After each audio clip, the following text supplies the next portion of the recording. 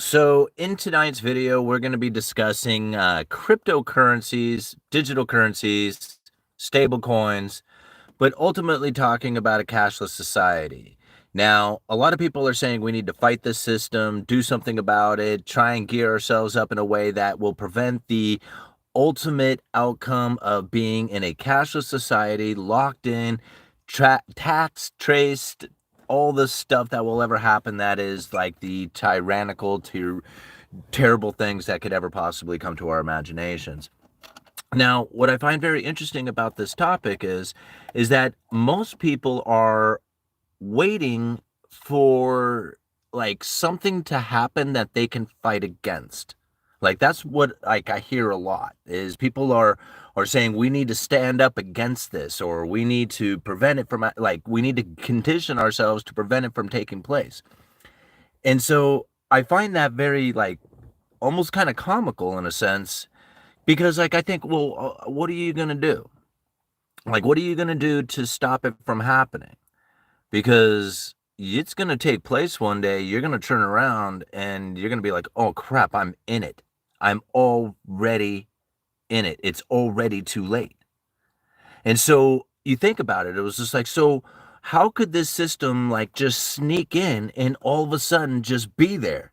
And you just turn around and, oh crap, I can't get out of it. All right.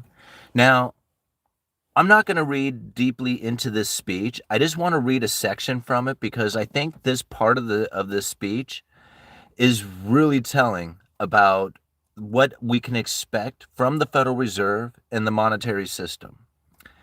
Now, listen to this. This is a voting member of the FOMC. I'll tell you who it is and when he said this in here in just a second, but I just want to read the speech and then talk to you about it.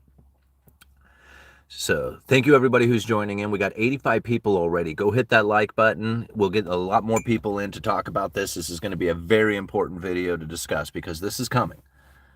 All right. It says, I disagree. This is the speech.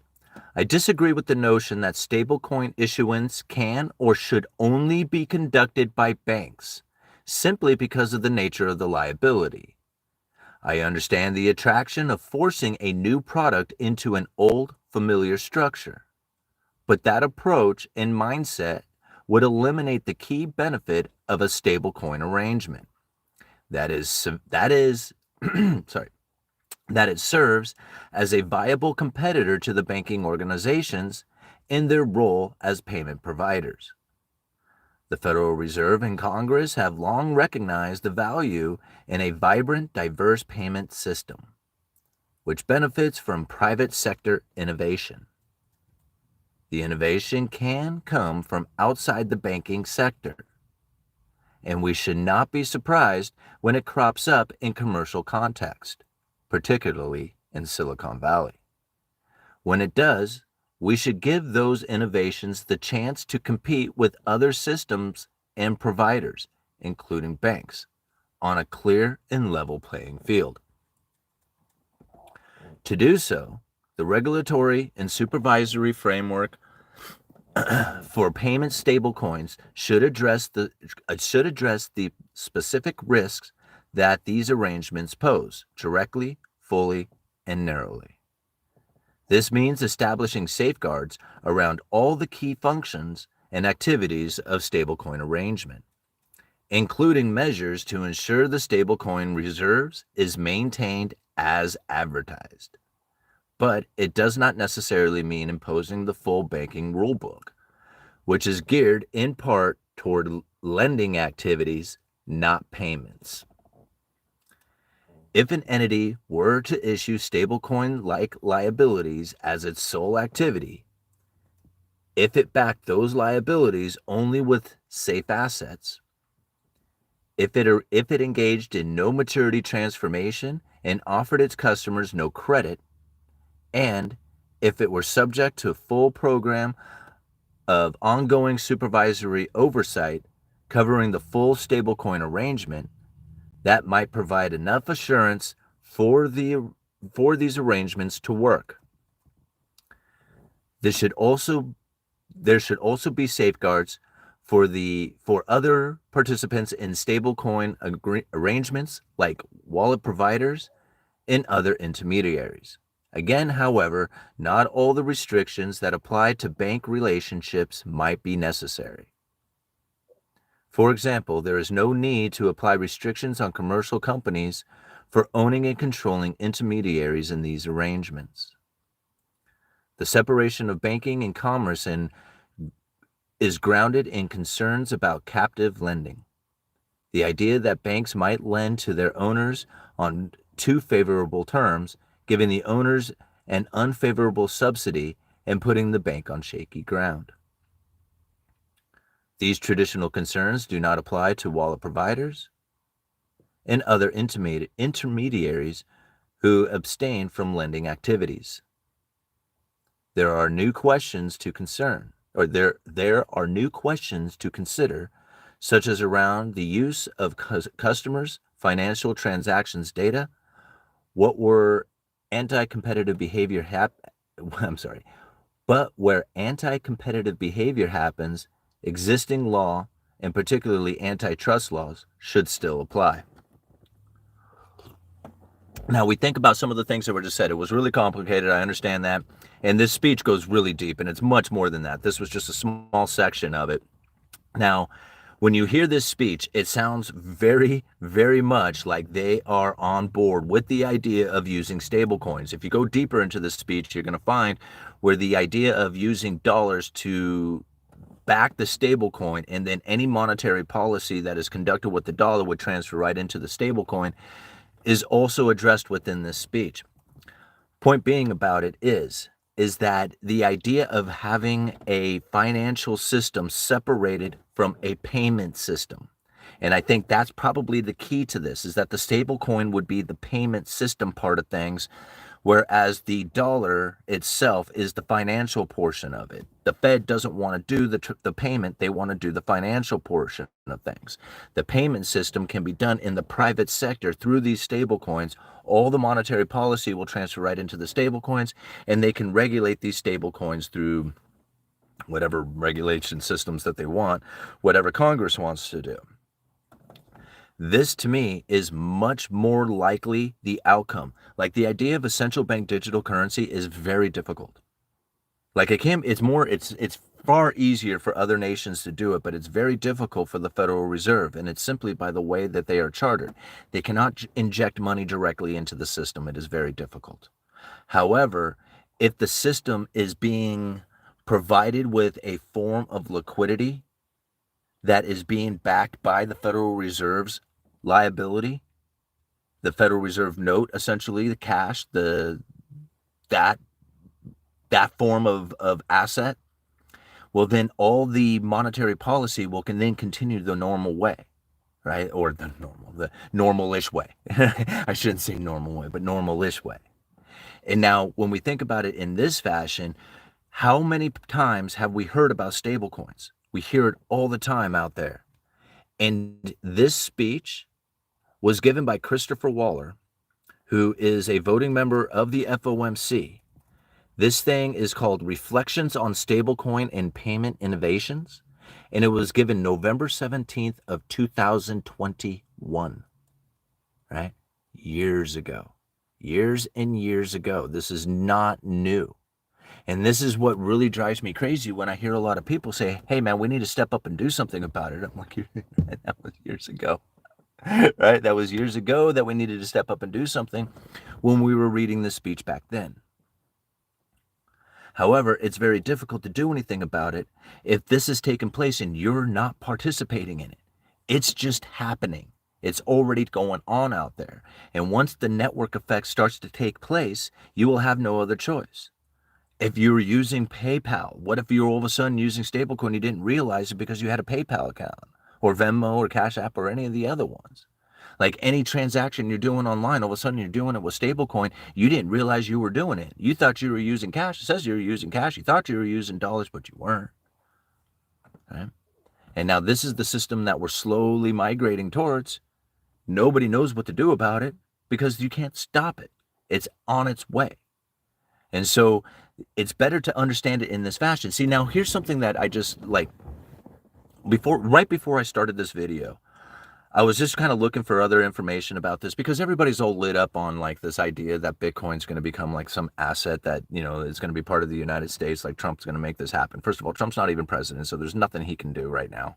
Right. So the idea that he's going to do something is ridiculous because he has to become president before he can do anything. All right. So the idea that Congress has initiated this bill, right, that, somehow Bitcoin is going to be and again, like Congress always has some bill that they're trying to pass that never happens, right? So again, until this actually gets passed and comes into law, it's just some wishful thinking that a lot of people. Okay, so again, it's a hypothetical situation. Nothing has passed yet. Nothing is going to take place. But the wording that was used, this is what very, very much concerns me. You know what? One of the problem here. This is the thing. I don't know why I'm going off on this. Is really how many we got? 245. All right, sorry guys. I'm just gonna kind of go off on a little tangent here.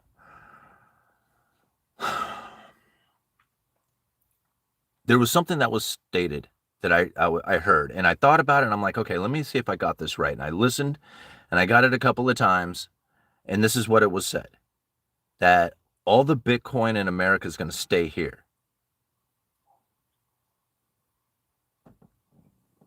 Okay.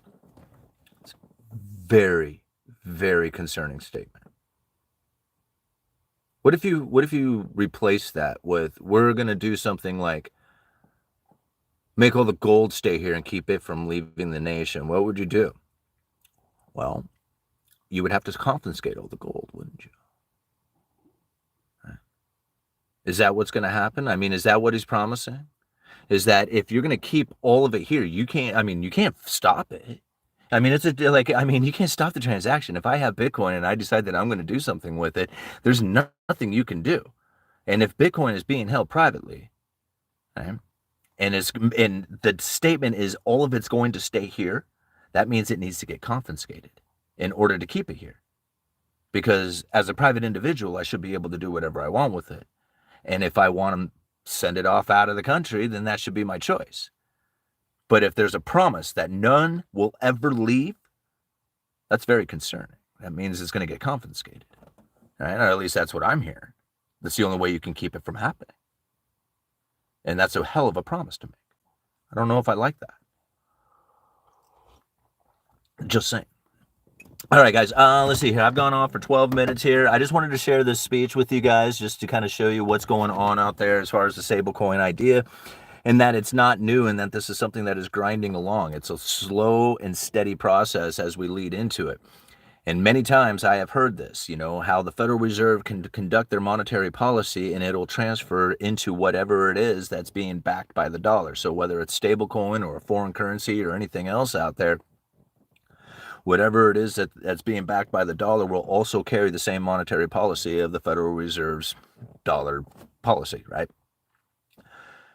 Something else that I thought about is that how is it that could take place? How is it going into the future that the Federal Reserve can continue to provide the liquidity to the world and not force the United States into an unsustainable debt path? Because ultimately, in order to provide the world with liquidity, they need to be able to expand their balance sheet. And in order to expand the balance sheet, they have to have the treasury issuance for them to buy. So if there's no treasury issuance, or if the treasury isn't going deeper into debt, then the Federal Reserve ultimately doesn't have anything to buy and therefore cannot expand their balance sheet to provide the world with the liquidity. Well, now, if you have the ability to now expand your menu of operations out of the treasuries and into the world sovereign debt, and take on that debt, and then the liability issuance that comes from it is in the form of a digital currency. So ultimately it ends up in a stable coin. That stable coin can then be regulated as to where it goes. Like it may not be able to leave this particular country or go to particular products or for particular reasons or investments or whatever.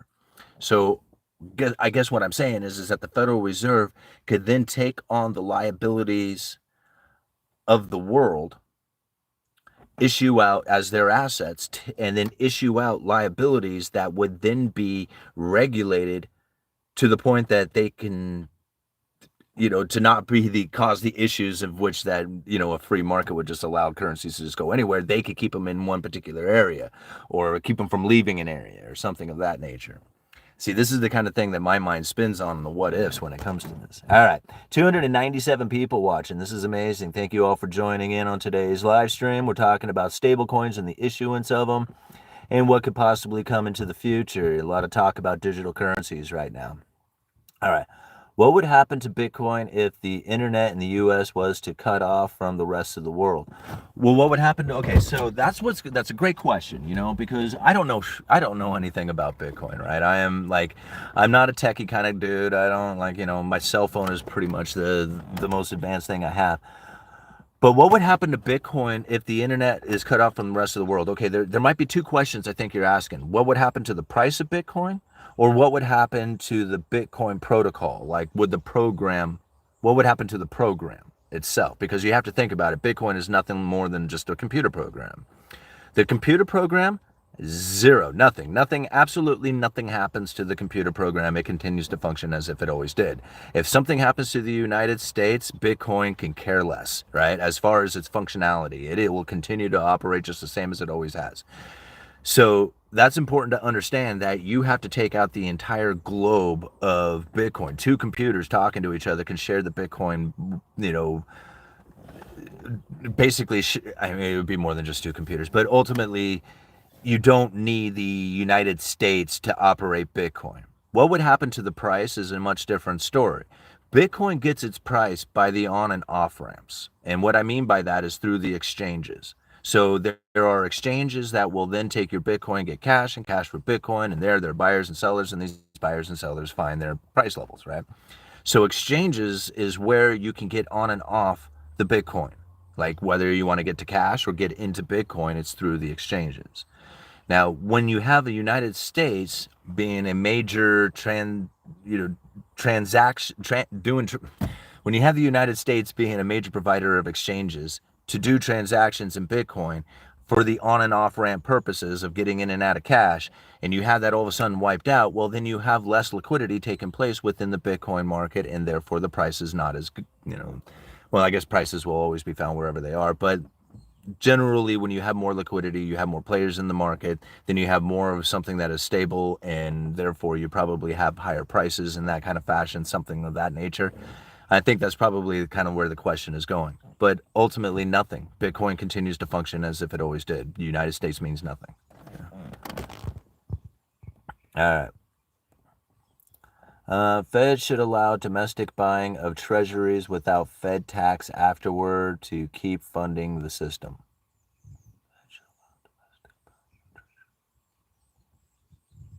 I think you're talking the government should. The Fed is different from the government. It's really important when wording things.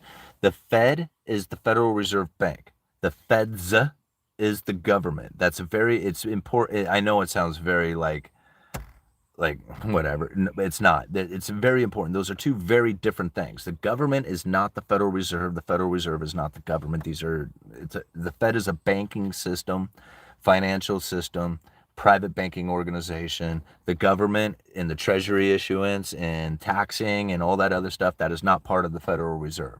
Right? That's a very different thing. And again, it's important to understand the difference between those two. All right.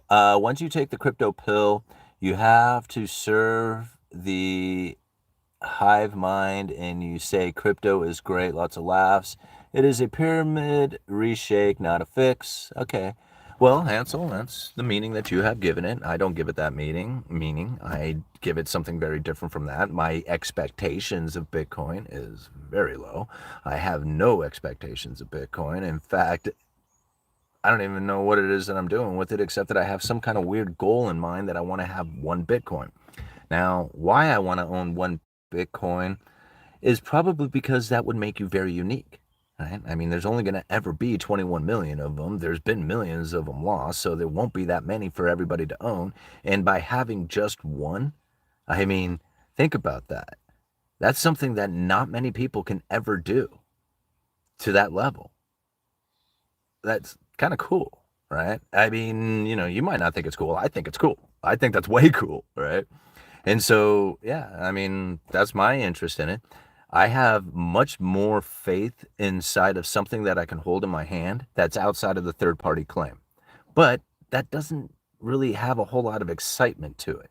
And so I guess really, if I'm to like, be honest with myself, I own Bitcoin because I like to get excited every once in a while when it takes off.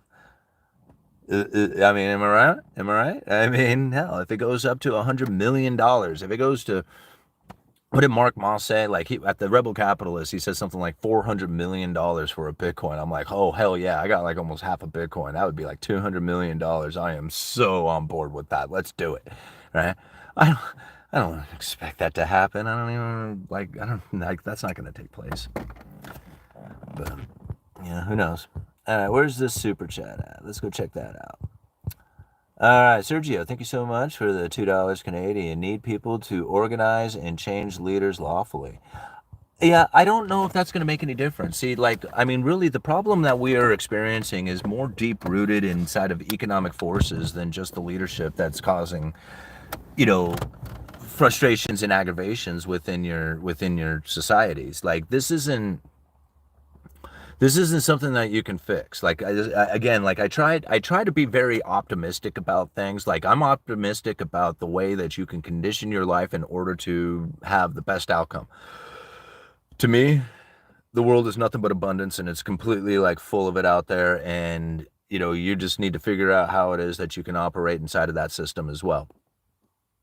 But the idea that we're going to change leadership to make it better, I don't know what that means, because I don't know what better means. Like better for who?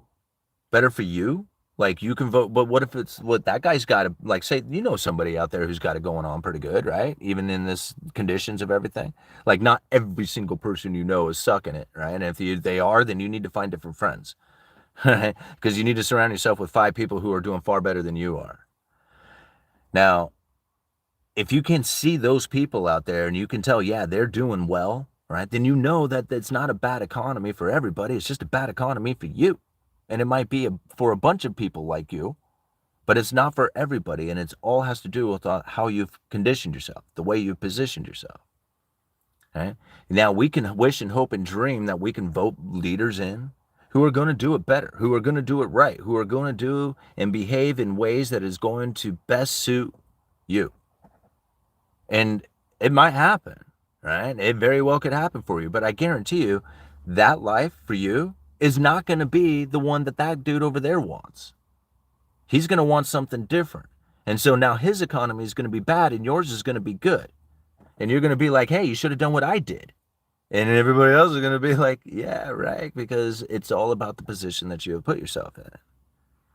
So I don't look to leaders to save the day. They're not going to do it. They're not going to do it. There's no leader that's going to come in and say, hey man, I got a great idea. I'm going to do all these wonderful things that is going to switch everything around and you're going to see it. And we're all going to be like, sitting around the campfire telling stories about how awesome we've fixed the situation. I don't see that taking place. Now, I do see how people can take the situation, observe for what it is, figure out what it is that they need to do, and then make the best decisions for themselves, considering whatever situation is happening out there. And I believe that can happen for anybody, no matter what, right?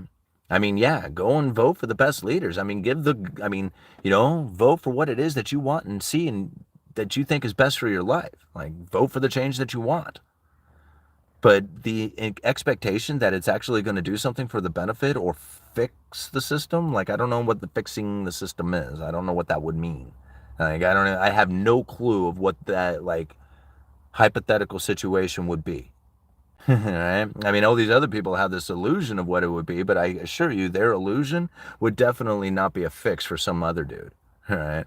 They're going to look at it and go like, now the system's really damn broken. I just look at it for that. I mean, I don't mean to be like a pessimistic, right? Because I'm not. I'm saying, hey, look at this for what it is and advance yourself in this situation, right? No matter how pissy it is. All right. Fixing the system. I think just having an honest monetary system is all we can expect. If someone earns money, it should hold its value. If it doesn't, you're being robbed. Okay, Ryan, I disagree. And here's the reason why. We don't use gold and silver. And if we did, then we could say, hey, we need it to hold its value. We have all this honest monetary system, all this stuff, right? I totally agree with that. I agree with your notion that we should have that in the sense for our own personal possession of like being able to retain our purchasing power with our money. Here's the problem. No matter what anybody says, the dollar is not a preservation of purchasing power. It's not going to do it. We can wish and hope and dream that it does, but it doesn't. It doesn't do it. And I don't care who says to you that it should, it won't. And it's not meant to. It's like it's meant to transfer my time, my effort, my energy, my production, my savings into, well, not so much savings, but my my time, my effort into other time, effort, and production. Right? It's a currency. That's what it's meant to do. And now, if you needed to do something else, then you needed to transfer into something else. You need to take it from a currency and you need to put it into something that is going to hold its value over time. All right? If you're going into a speculation, then you go into things like gold and silver, Bitcoin. If you're going into investments, and you get into dividend-paying stocks, rental incomes, businesses that you start. But the idea that you have a dollar that's going to retain its value, it doesn't exist. And to wish, again, like to think that you're going to have a leader that comes in and who can do that for you, it isn't going to happen. Like, that's not going to happen. Like, I mean, I guess it could, but the idea of it is so far off. Like, it's just like to try and conceptualize a world that exists like that is like, it's too much mental gymnastics to try and even, it's better to understand it for what it is, not for what it could be or should be. Okay? So when you understand it for what it is, then you can position yourself in a way that says, hey, yeah, it sucks. It should hold its value. It doesn't. So now that I know that it doesn't, I do something about that. That is differently than expecting it to hold its value, because it won't. And I don't mean to sound like I'm like chewing you out or anything like that. It's just, it's just the unfortunate consequences of living in today's world. Thoughts on old mill factory towns like Holyoke, Massachusetts, becoming Bitcoin mining hubs. They are utilizing the abundance of hydroelectric electricity produced by the river. Hey, I mean, anybody who can figure out their way, that's awesome. But I don't know, other than those guys and able to get the Bitcoin and get the new money coming in, what does that really do? Like, I don't know, I mean, if they were doing it on a significant excuse me, if they were doing it so significantly that it made an impact on the entire, Bitcoin global market or something like that, then I would say, okay, cool. But this being a group of guys out there who figured it out really well, I don't see what difference that is really going to make, other than maybe make those guys rich and the few people who are in their circles. All right, diversify a little gold, silver, dollars, Bitcoin, even TP stored is value. I mean, really, if you're going to store anything, right? I like the idea of having something that is recognizable, it's useful, it's all the stuff that has been being conducted for the 5,000 years, right? There's nothing that really matches silver. It's just it. There's nothing else, right? And so once you have I wouldn't say a decent stockpile, because I don't know what that would really mean, because decent for some people might be 50 ounces or something like that. For other people, it might be 50,000 ounces. I mean, it's all relative. But once you have what you feel is your decent amount, I think really the best thing that you can do to prepare is to learn how to can food. I've said this so many times, there's no better skill than to be able to can food. You can do this in your apartment. You don't need that much stuff. You need a pressure cooker, you need some jars, you need some lids, you need rings, you need to practice the skill of doing it. So you just, follow some instructions, watch some videos, go down to the store. When you see that chicken's on sale or you see pork's on sale, you buy a bunch of it and you spend the afternoon canning that stuff up, and then you store it in the cupboard. And if the power goes out or whatever, it doesn't matter. You can crack open a can of chicken and you got protein. So that skill is way better than storing food. Like storing food is okay, but then once the food is gone, now what? Now you're like, stuck. You don't know what to do. Or what if you have to bail out? All right. Well, having a skill is not something like you can take that wherever you go. You might need to find some equipment once you get there, but being able to do it is the important part, right? If you have all the equipment and don't know how to use it, there's no point. So, anyway, moving on. Wow, we got a bunch of you in here. We got 415 people watching with 191 likes. Go hit that like button. We'll get more people up in here. Let's see if we can get it up to 1,000 viewers. All right. Hey, Wayne, good to see you. So once the last Bitcoin is mined, what's the incentive to run the chain? There's mining fees. So the miners will continue to operate the do the ledger, continue to operate the blocks. And there's mining fees that would come from it. So there'll still be incentive to run the Bitcoin.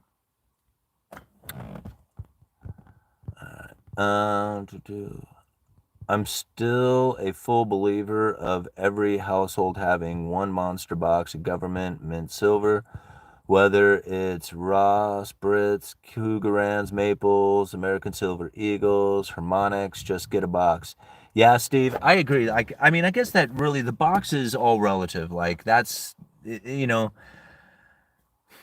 may be like, way, way more than like a dude can ever possibly ever dream of having off of his salary and his family conditions and all that other stuff. Like that might be a wonderful goal, but that's not feasible for him, not at this time, right? Other people, they might look at a monster box and go like, bro, I can buy a monster box every week, right? I can, but there's people out there who could, right? And so to think about it in that kind of terms, like, what is like a monster box of silver? Well, it's up to you. Like, what does that mean to you? What is a good amount? I don't know. Like, I don't know. It's just that's a very relative question. I personally don't even think about how much I get. I don't. Like, I don't even know. I could speculate and guess on how much. I don't think about how much money it's worth. I don't think about how many ounces I have. I just think about how much I'm going to get the next time I go to buy some. That's what I think about. And I just think about stacking it and just keep stacking it away and not even think about it because I don't really plan on doing anything with it. And the time that I do, it's probably because there's issues taking place in my life that is not good. And I don't want that to be taking place. So I just don't care about it. Like I literally don't care. And that's what makes it nice because then you're not tied to it. You don't.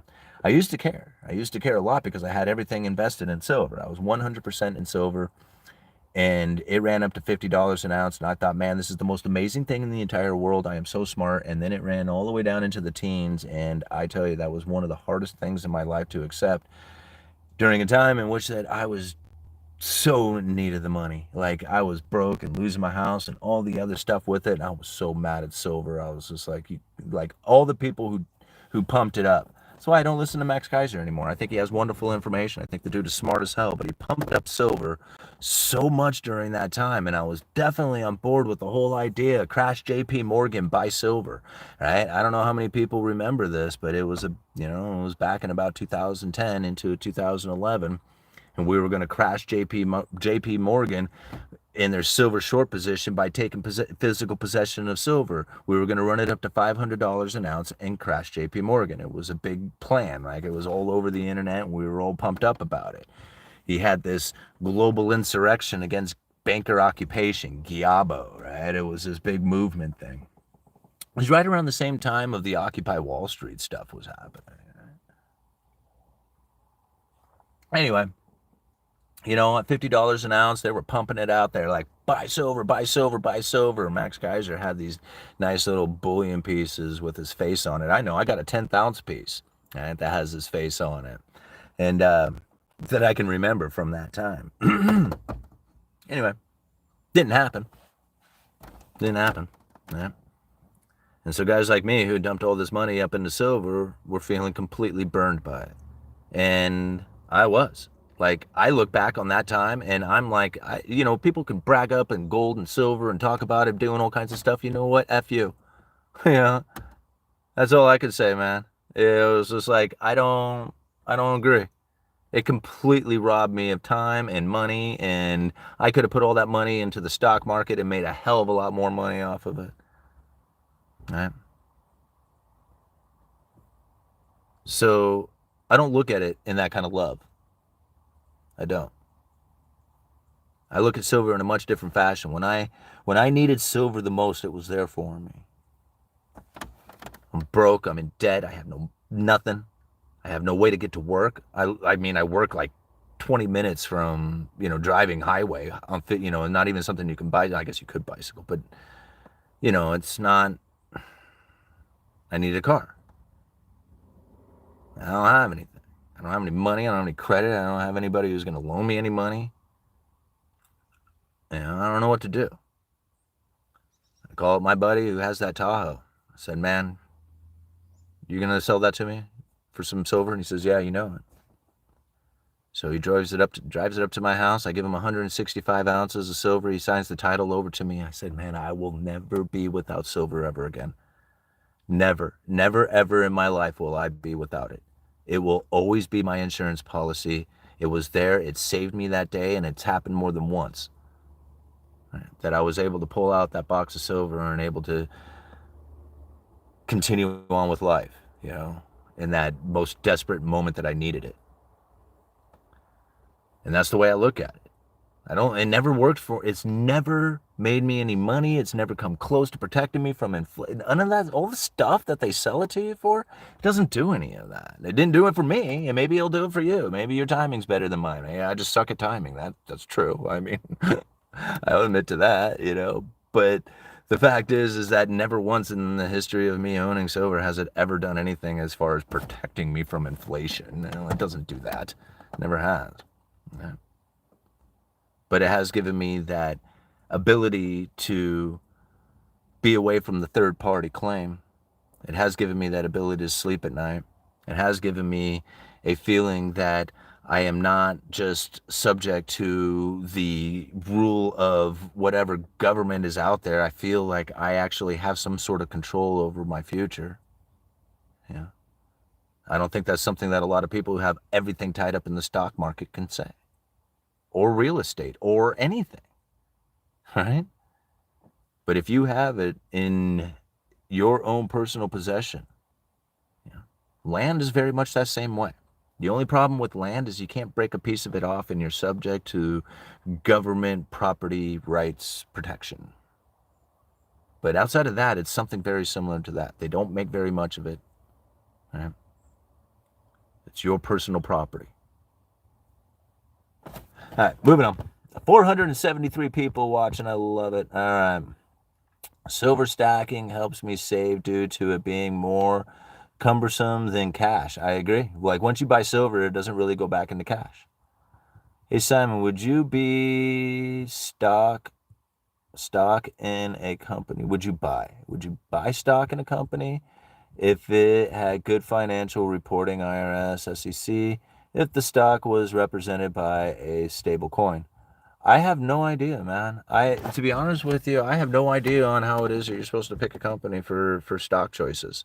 Like your stock picks, I don't know. Somebody was just like, dude, could you read these charts on this company and tell me whether or not it's a good buy? And I'd be like, okay. I have no idea what the hell I'm looking at, because I don't know. That's not what I do. I don't trust anything out there outside of, what it is that I am feeling at the time that to me makes sense. Now, I've bought into Coinbase, and I bought in stock in Coinbase only because I've been with Coinbase for a really long time, and I have watched exchanges come and go, and Coinbase seems to be the one that has the most present, like, continuous presence that is like unwavered. I mean, it has issues just like everybody else, but it's not then to the point that people can question its, credibility so far. Like, at least not for me anyway. Like, I've been with them for a long time. So I bought stock in that company, and it's done quite well. Now, I don't know about other stablecoin companies out there. I don't know about anything as far as like what it is that they plan on doing. I don't know what you should do for your life as far as investment and how that's going to look. I just go off of the feelings, the gut feelings that I have and the positions I take. Right? I buy into ExxonMobil. I buy into Altria because I like the dividend yield that it has. I know a little bit about addiction, so, Altria is kind of like a sin stock, so, not my fault. They're going to smoke and drink, so whatever. I mean, I'll make a little money off of it. Those are the things that I look at. I don't really think about investments, not like a lot of people do out there. Other people, they look at investments and they say, man, like, no, I can, like, I'm always looking for the place to put my money so I can get it, that's not me. That's not what I do. Like, I'm much more into like the sit back and like, hey, look at what's going on over here. You see all that taking place? Does anybody see any of that taking place over there? No? Okay, well, just me. I guess you all noticed at some point, right? Like, that's me. I'm like the observer. I'm the one up on the hill, like doing this number, like watching. And I do little investments, small stuff, like my own personal things, like I tell you guys about it, but I don't like, say, hey man, we need to do this together, make all this money. I don't know. You go make your own money. Tell me how you did it. Hello from NC. Love your perspectives. Real estate is the way to go, in my opinion. Well, here's the thing. I don't like real estate for a lot of reasons. And I can just sit here and just list them off all day long. But I am not somebody who's going to sit around here and try and reinvent the wheel. Every single person that I know who has made a lot of money in their life all did it in real estate. Every one of them. Like, every one of them. Like, I can't deny it. All the people at the Rebel Capitalist, all the people I know personally, all of them who are doing well are all property owners. Every one of them. Cantillon's book talks about, right, 3 people who live independently of the state: the prince, the property owner, and the capitalist, right? So it's all about property ownership and capitalist, right? People who invest into the system. Everybody else is going to bitch that they don't have anything in their life because they don't, right? And that's the truth. Even no matter how hard they work, no matter what they do, whatever pensions they get, they will still never have anything in their life. They will always be subject to somebody else, to that third party. I mean, really, the capitalists and the property owners are too, but in a much different fashion. So, like, that's it. That's the only 2 positions that you can take. And other than that, you're going to have to be, dependent on the rule of government. Somebody else's like, decisions, because you don't live independently. And first get land and resources and the ability to protect yourself and loved ones. After things settle, then silver may be worth something. Every plant manager. All right, what is that? EBITDA? What does that mean?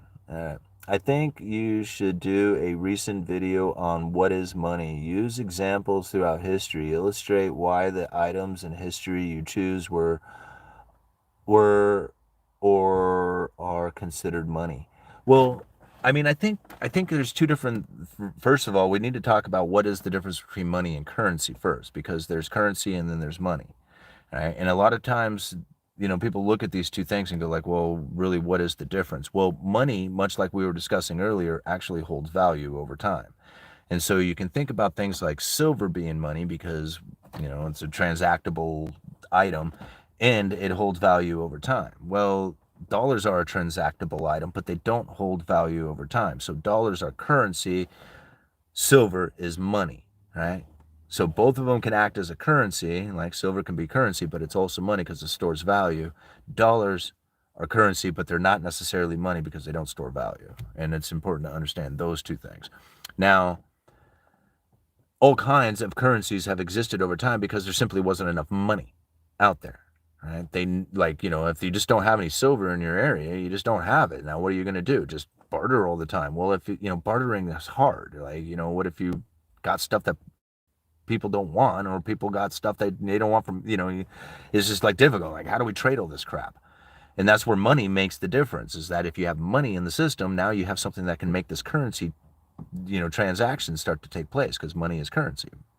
Well, if the money is gone, now you have to establish a currency. You have to make it up. And throughout history, they've done this, where they literally make up currencies. And really, making up currency is like taking gold and saying, hey, we got a gold coin here, but we don't have any gold anymore, so we have to debase it. Here's steel. That is making up currency. It's literally making it up out of space, because steel isn't worth anything. In fact, if they took the coin, they could probably make something out of the steel, right? That would be worth more than the coin. So now you got fiat currency out there saying, hey, go out there and do transactions. Well, this becomes very difficult if you can just create it, like counterfeit it, and all this transaction money out there. Well, now you got devalue like currency out there. It's like you got this problem that's taking place. You got hyperinflationary scenarios. Well, so those coins don't really necessarily work. Well, some kings had a great idea with tally sticks, and this was a really good idea. They took wood, like sticks of wood, made these little marks on it, split that wood in half. Part of that split stick goes into the king's treasury. The other one goes out into commerce, gets used like currency. And when taxes are paid, they get matched up to the stick that's in the treasury to then pay off the taxes. Right? So now these sticks is the currency, and it's the only thing you can use to pay taxes. And now you got a fiat currency that's these little sticks of wood. And that worked for like 400 years, this tally stick idea. There's other ideas of like ownership through cattle, through people, through seashells, right? These big giant stone balls, right? It's just like, well, I'm the owner of that ball now, all right? And so this is my ball, all right? But then it doesn't go anywhere, it just sits there, but you have the possession of it. And it's just like, that's kind of weird too. But it makes sense when it's just an item there that, hey, you are now the one who owns it. This is representing all this stuff, right? Anyhow, moving on. Let's go read some of these super chats. Blah, $5. Thank you so much. Hi, clarifying the stock question. The question was more about like, do you think the future corporations will issue stock as smart contracts? I would assume yes. I think that everything eventually is going to get tokenized to move into smart contracts. So yes, I mean, how far out into the future that is, I don't know. Like how prevalent it'll be in 10 years is like anybody's guess. Like whether or not it happens like very fast where all of a sudden it's just like an avalanche and then people just like everywhere are tokenizing and using smart contracts, and that's just the way it just operates from that point on, and it takes place in a very short amount of time. It's very likely it could. Like, things happen so quickly with the networking effect now, especially through like the social networks that we have nowadays, where it's like something hits just look how fast some of these internet memes just light up. It's just like it's almost overnight and people are like, what the hell? And by the time everybody gets it, it's already died out. That's how fast this stuff operates. So I would imagine through the networking effect, if you have all of a sudden a shift into smart contracts and tokenizing, and that was the general theme of doing business, then I would imagine it would not take very long, especially if there was people who had set it up to just make it a real easy transferring into, All right. Hi, Simon. Got to finally visit the aquariums in your town. You live in a cool place. Well, thank you very much. There's aquariums out in Seaside, and there's another one down in Newport. We got the Maritime Museum, which All-Nighter and I went and checked out. It was pretty cool. All right. Trade you 2 chickens for those dice. I don't know, are they live chickens or are they butchered? Gardening, chickens, canning are fun assets. They really are. Labor, energy, the least valuable. Jerky, duck eggs are bigger and are more protein packed. Yeah. Ducks are gross little critters, so are chickens. I like the ducks though. The ducks are actually a lot of fun. I like them runner ducks. Those are a lot of fun. They stand up. Sarah calls them stand-up ducks. All right. If you've never seen a runner duck, go look at that. Go look them up. Runner ducks. All right. Those that have those who have versus the have-nots. You don't want to be dependent on your governing blanks to save or support you. No, you really don't. And that's like I think the problem that a lot of people end up facing is that they have a lot of like either faith or expectations or I don't know, frustrations with the government, and a lot of it, and I know a lot of it is their own doing. It's because they sit around watching it, and they feel like they have to. Like they feel like if they don't watch the news, that somehow they're letting go of like a buddy or something like it's that important to them. It's like literally like a family member or something, and they can't let it go because it's very important to them. And if they don't keep up on it, and they don't keep paying attention to this, then something will die. Like something bad will take place. Right? And this is how a lot of people feel about this information. I know because I've sat around listened like because I know because I've experienced it myself. But I talk to people about it, and they'll be like, "Oh, this, and this, and do you know that they're trying to do this and they're trying to do that?" And I'm like, "Well, if they do, what are you going to do about it? What's the first thing you're going to do when that happens?" Right? And they can't answer the question. And I'm like, no, I mean, shit, you're just saying you're giving me this information because I need to do something about it. What are you gonna do? I mean, this is coming down, and we need to stand up and do something. What am I gonna do? Like, I don't know what to do because you're giving me this information, but it's kind of pointless because there's just like information that's just riling me up and doesn't give me any kind of idea of what it is that I'm supposed to use with the information. Right? Like a lot of people, like I say, this information, you use it intuitively to make the right decision. Well, it's beyond just that. It's like you read these news articles and you can see where they are missing it altogether. Right? This isn't information to rile you up. That information is wrong. So I would imagine that most of the information that has people riled up is wrong information. It's not anything. In fact, it's meaningless. The only meaning that it has is the one that they are taking from watching it. And if they didn't watch it, they wouldn't give it that meaning and they wouldn't have to worry about it anymore. Because it probably isn't meaning what they really think it means anyway. Just like most of the economic information that I read out there. And that's like, it's the unfortunate consequence of having like the way that they push information the way we do. It's just the way it is. Like, I don't like, there's no changing it. Right? I mean, it's just, well, I mean, I don't know what to do. So I just keep carrying on the way I do.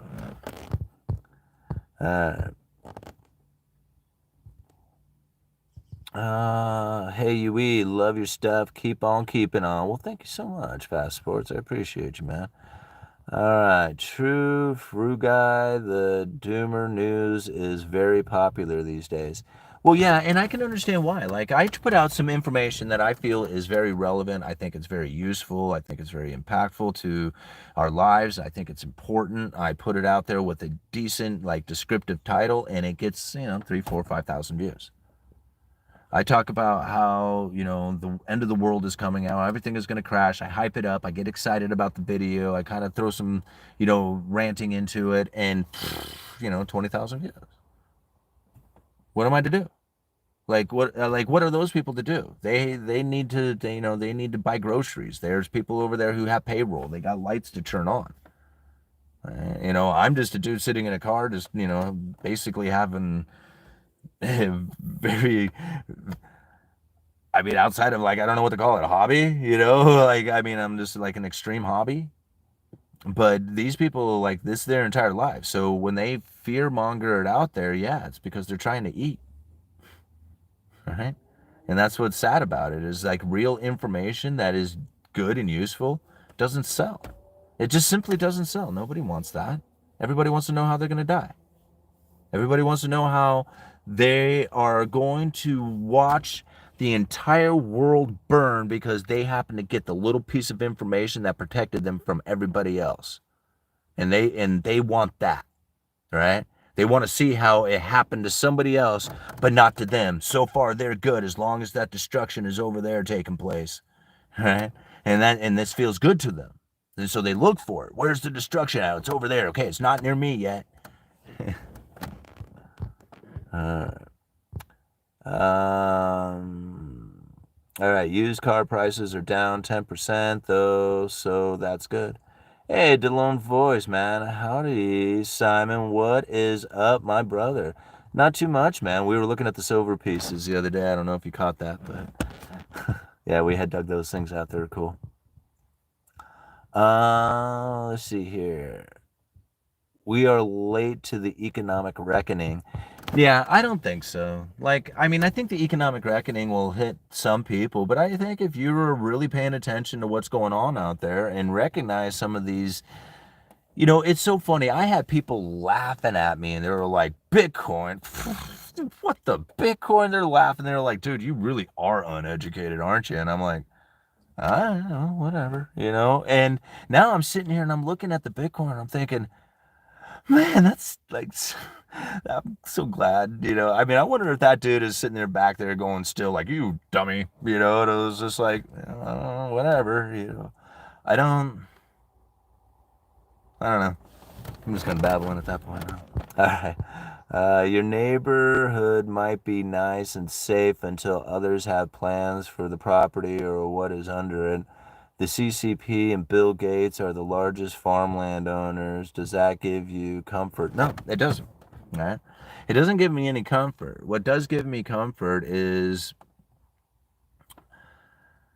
having a nice view, having a ribeye, having music, like good music, a view, steak. Like that's comforting. Like that's what's comfort. Everything else is all about the meaning I give it, right? And I don't care what these people think that they're going to attempt to do. I'm not scared of them. I'm just not scared.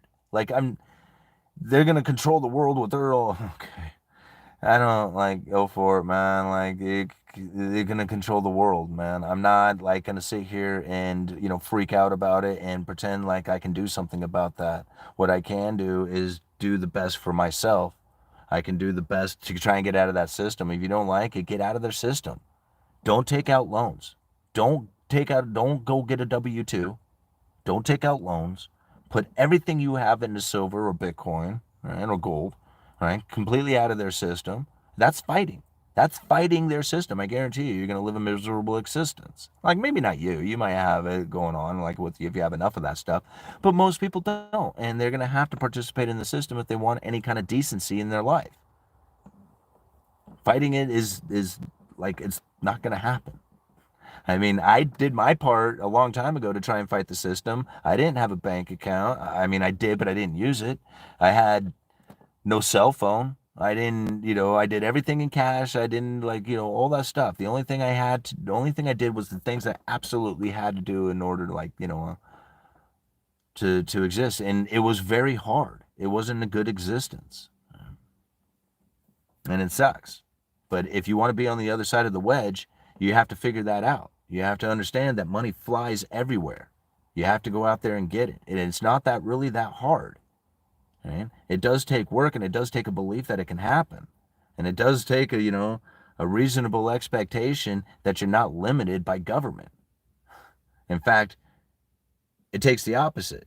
You should look at it and say, no, the way that this is structured is for people to get on the other side of the wedge and separate themselves from the poor in an extreme fashion. And I need to figure out how to do that. That's what you should be saying,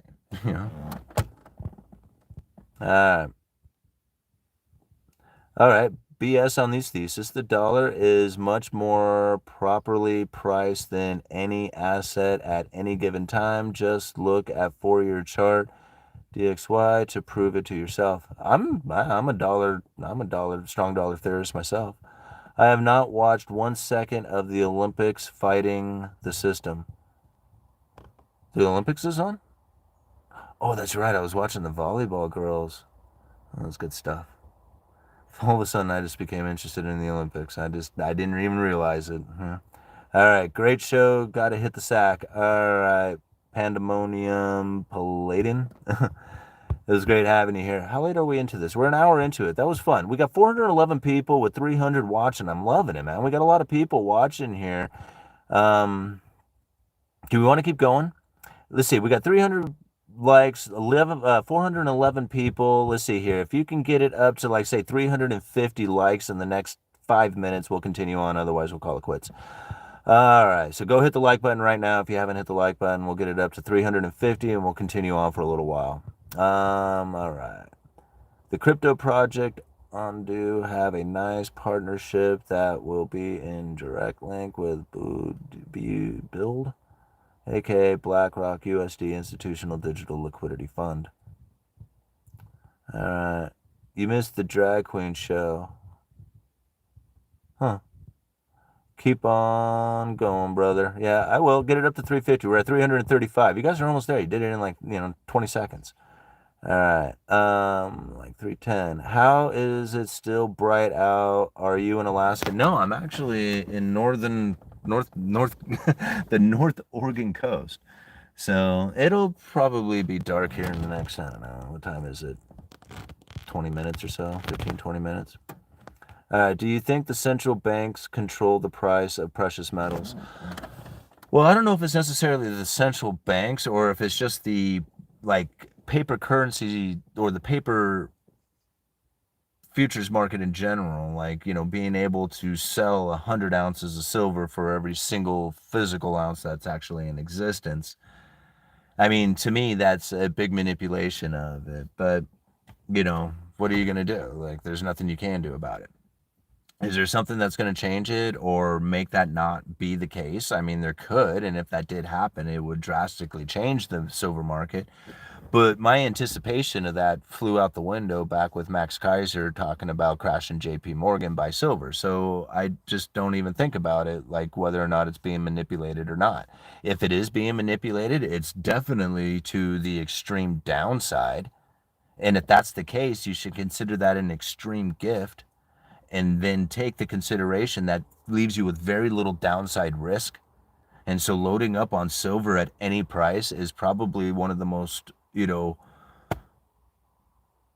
like, foolproof ways of, like, preserving your wealth into the future.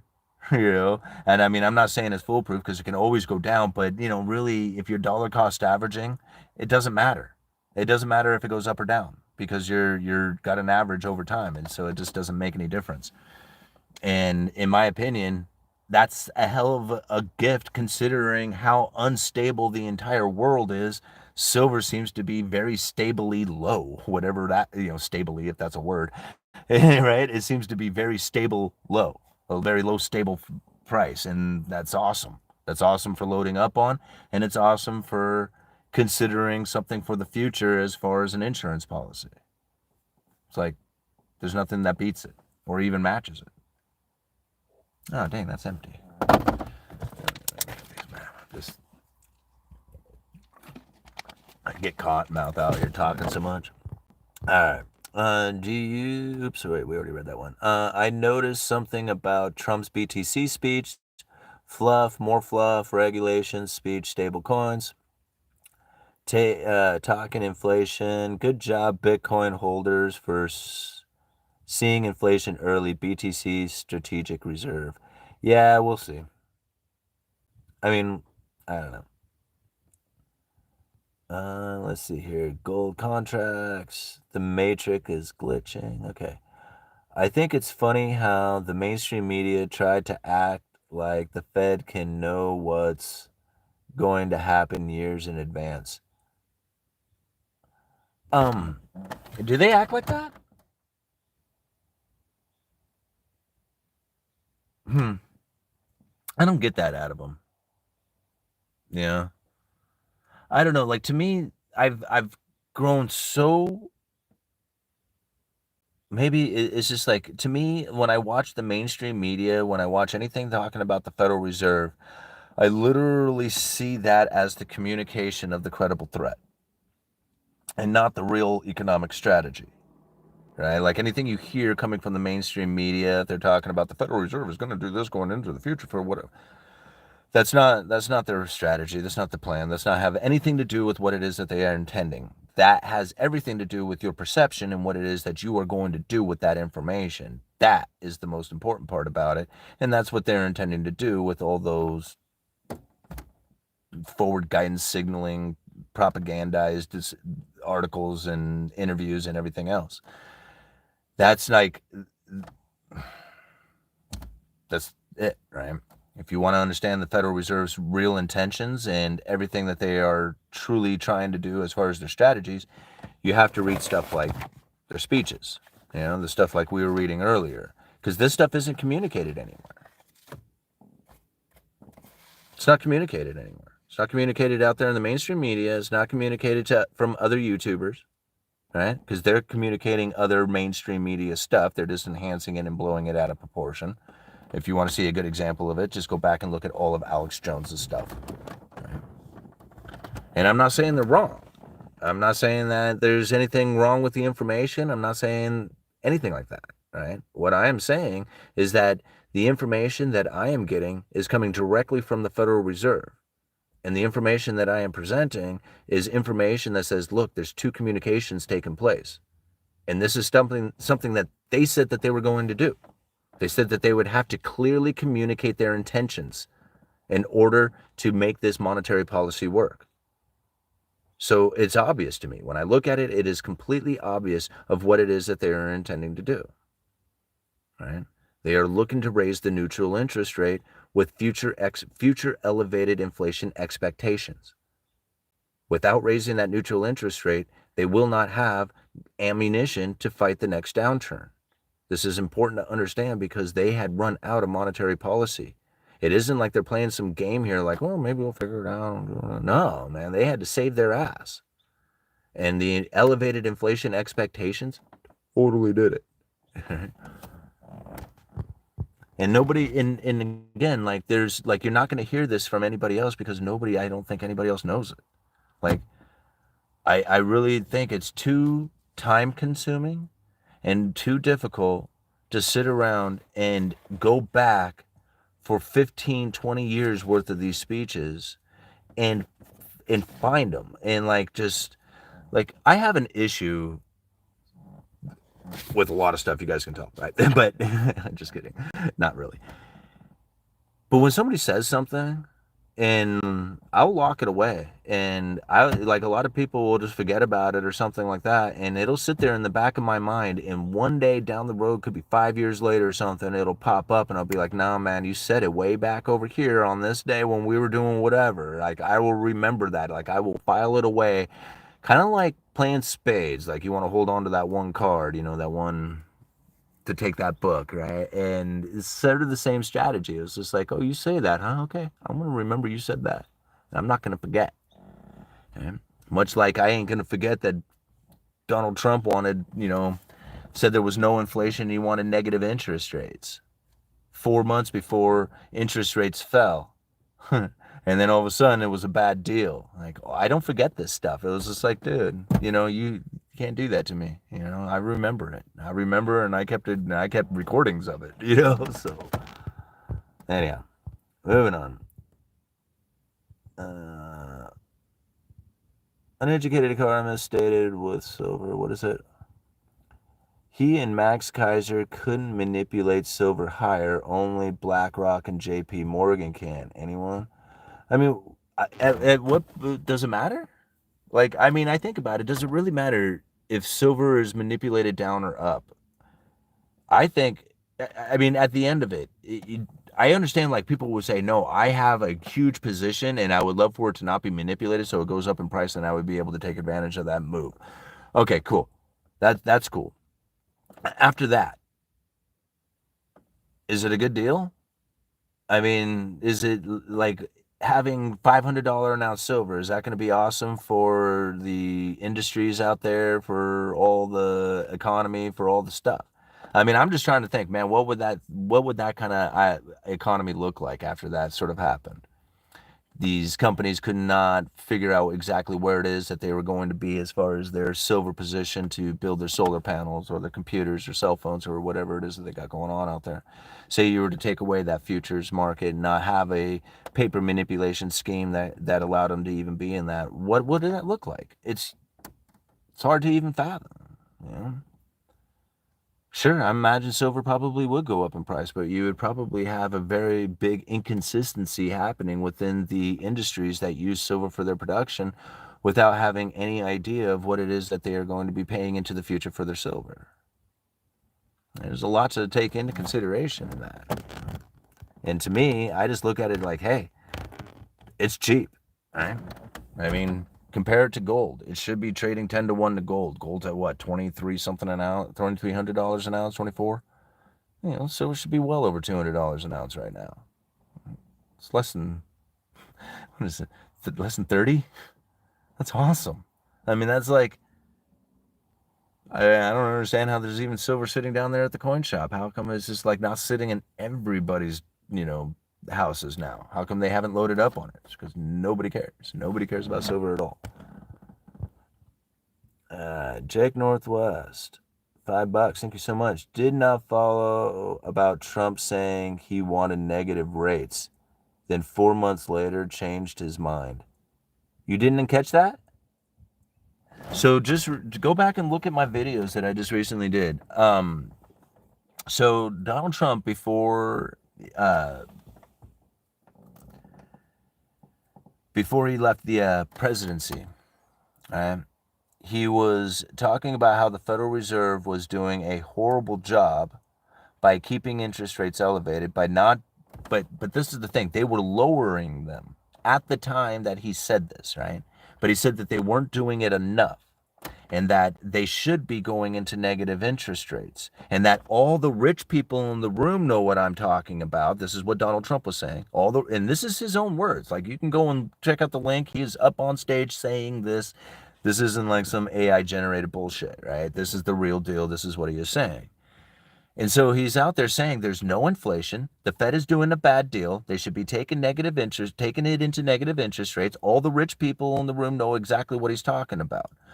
4 months later, the Fed funds rate was at zero. The pandemic was kicking in. They were going into stimulus packages, all this other stuff, right? Now, it's a bad deal, right? All of a sudden, the Fed is doing exactly what Trump asked them to do, right? Saying that they should be lowering interest rates even more. But because he's not president, you got Biden up in the office. Now there's a bad deal, and the Federal Reserve is destroying the economy. All right. See, this is not this political atmosphere is a show. It is a show, and it's always has been. And this is one of the reasons why I don't get into it. I don't like it. I don't follow it, because the idea of like me going in and putting energy towards the political arena is just it would be a consequence to do that, because what it does is it actually absorbs energy and time from you and your ability to actually pursue and go after realistic and achievable goals. Politics holds you back. It will force you to blame the other side for the reasons why things aren't cooperating the way they should be. And so Donald Trump, during that time, said it, right? He says that we should have negative interest rates, the Fed should be printing money, that there's no inflation, and that, things would be so much better if that was the case. Now, I know that is not what Donald Trump wanted. No matter how much he said it, even in the video that I put out there, I made it seem as if that's what I was actually believing that he was wanting. It's not, right? This was a huge game. It was a mind trick on the American people. He was very much in cahoots with the Federal Reserve. This was a team effort, right? And what they were doing is they were trying to lower the inflation expectation so that they could raise the real interest rates. And now, again, this is hard to kind of wrap your head around, but at the time that he was putting out that information, right up until the point that, they were trying to keep, what they were on was something called an autopilot program, where they were raising interest rates a quarter point every quarter. and they were just going to raise them all the way up until they, got their ammunition back. But they only got it up to about 2.5% before they started having issues. But they wanted to continue to raise the rates, but they couldn't just raise rates without having these major issues happening within the markets. They were pissed about the Fed funds rate being as high as they were. Now, something interesting about lowering the inflation expectation. So if you can imagine, let's just kind of step back for a second. Let me set this aside. The inflation expectation. If you have an investor who has an anticipation of getting a 2% return, but there is a 1% inflation expectation, the investor will now have a 1% return, right? What he anticipates on getting after inflation. So again, 2% investment has a 1% inflation rate, a 1% return. If you lower the inflation expectation, you will raise the real interest rate to 2%, what the investor anticipates getting after inflation. So if you lower inflation expectation, you will raise the real interest rates. And that is what the Federal Reserve and Donald Trump was attempting to do during that time. That speech and many others that were very similar to that one was all a mind trick on the markets in order to lower the inflation expectation and continue to raise the real interest rates, even though they were moving on the way down at the Fed funds level. That's what they were attempting to do. And again, this is all because the Federal Reserve really doesn't have the ability to adjust interest rates in a meaningful fashion through their classical form of the movement of the Fed funds rate. This is something else that is important to understand. Like, a lot of people look at it as the most important thing that the Federal Reserve could ever do is to move the Fed funds rate. That's garbage. It's absolutely incorrect, right? That was the way that they used to be back when they hardly communicated about the interest rate adjustments. When they adjusted interest rates, it was very impactful. Of course, they didn't tell anybody that they were going to do it. They just woke up one day and all of a sudden the Fed had moved rates. Nowadays, it's very important to communicate about the interest rate adjustments because that communication has more of an impact than the actual adjustment of rates. The rate adjustments have far less impact on the economy than the communication about it itself. And that's important to understand. That was why it was so important for Donald Trump to come out at the time and say, there's no inflation, the Fed should be printing money. It was so important for him to do that to lower the inflation expectation so they could continue to raise the real interest rates. And that's what they were doing at the time. I cannot prove that. I'm sorry, guys. I wish that there was some article or somebody else out there in the world who would explain it like that, but I can't find it. Right? I can't find it, but I know that's what was going on because that's what was happening. I mean, I don't know. That was what was happening. Yeah, moving on. Okay, Jake, thank you very much for the $2. Maybe game worked, keep system barely afloat. Maybe game worked, keep the system barely afloat. Maybe the game worked. Well, the thing is that it does. Like, when you think about what it is that the Federal Reserve needed in order to continue to operate, and it's happening here. Like, all the communications that the Federal Reserve has now was very well deliberately built. Like, it was built so that they could conduct themselves this way. It took them a long time. Like, they knew that they were going to have to do this over the course of the last 15 years, even more. Going back 20 years, really. That they knew that they were going to have to build up a communication style in order to be able to conduct monetary policy at the lower bound of zero. Like, once they hit zero on the Fed funds rate, that's it, right? Monetary policy in the classical form is over. But there is a lot of market perception that can continue to operate in the economy based off of what it is that they feel that the Fed is going to do going into the future. even though they don't really have to do anything. They just have to believe that the Fed is going to do something. Now, the Fed ultimately does have to do something, right? Because if they don't have the credible threat, they wouldn't have the credibility, right? You have to be credible to have the credible threat.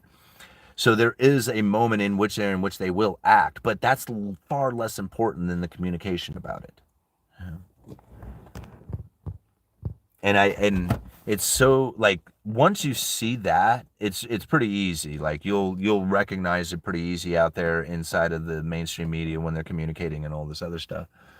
But trying to unlearn, or not necessarily unlearn, but to enhance beyond the classical understanding of the Federal Reserve and then layer into it the credible threat theory, because that's really what's taken place out there, is that you have to understand the classical form of the Federal Reserve and then understand the credible threat communication that then conducts that classical form, or what people would feel is going to be coming to the classical form of the Federal Reserve's monetary policy.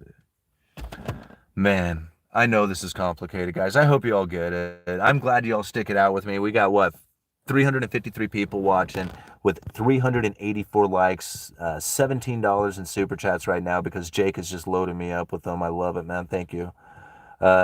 Josh said Fed needed COVID. Is he right? Why? Yes, absolutely. Josh who?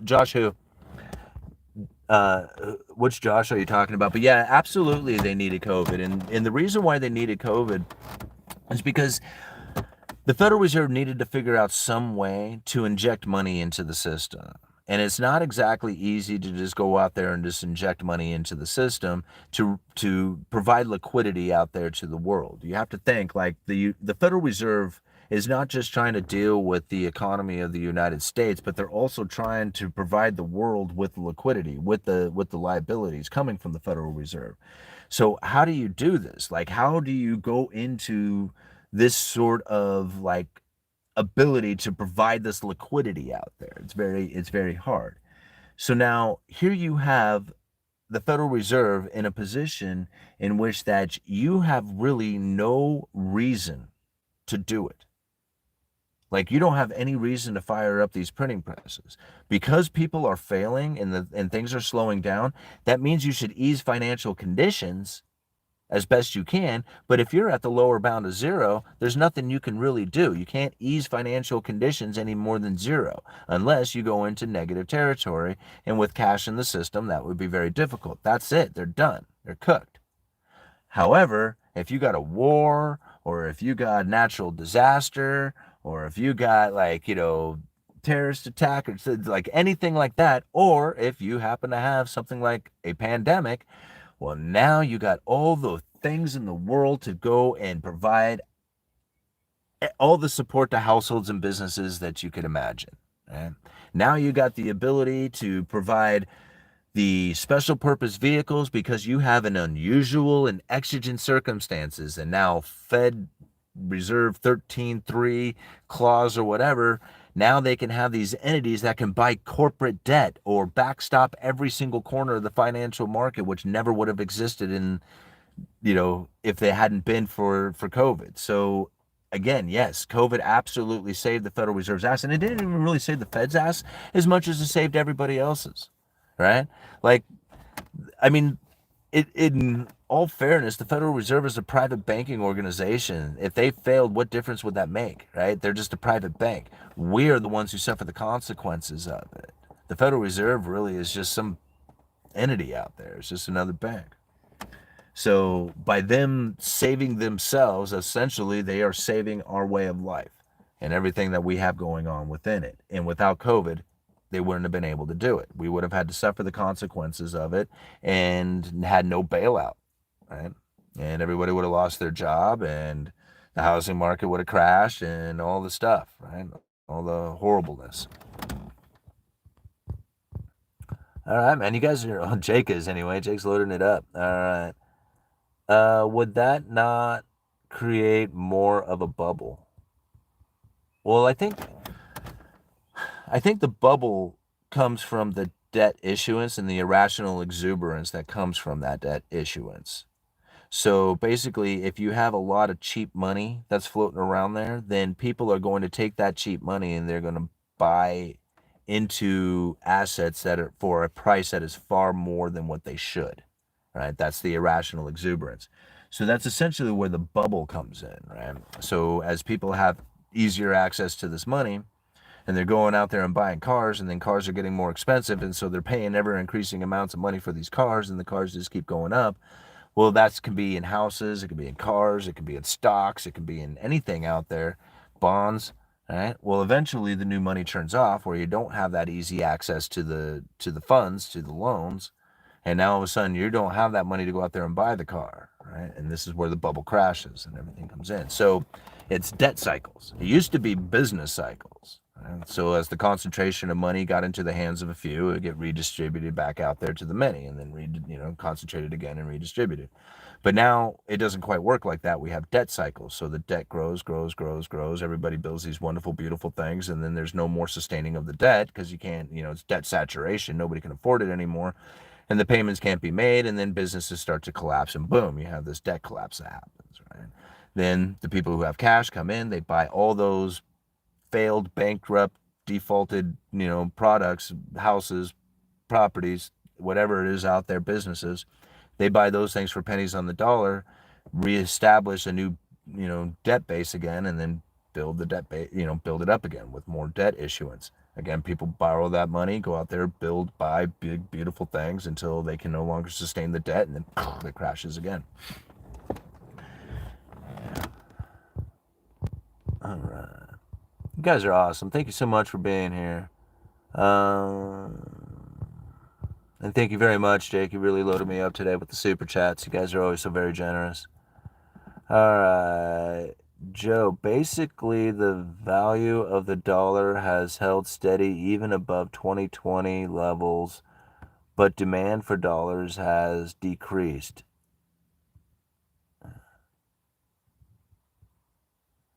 Why do you think Boise Cascade does better in the stock market than Weyerhaeuser?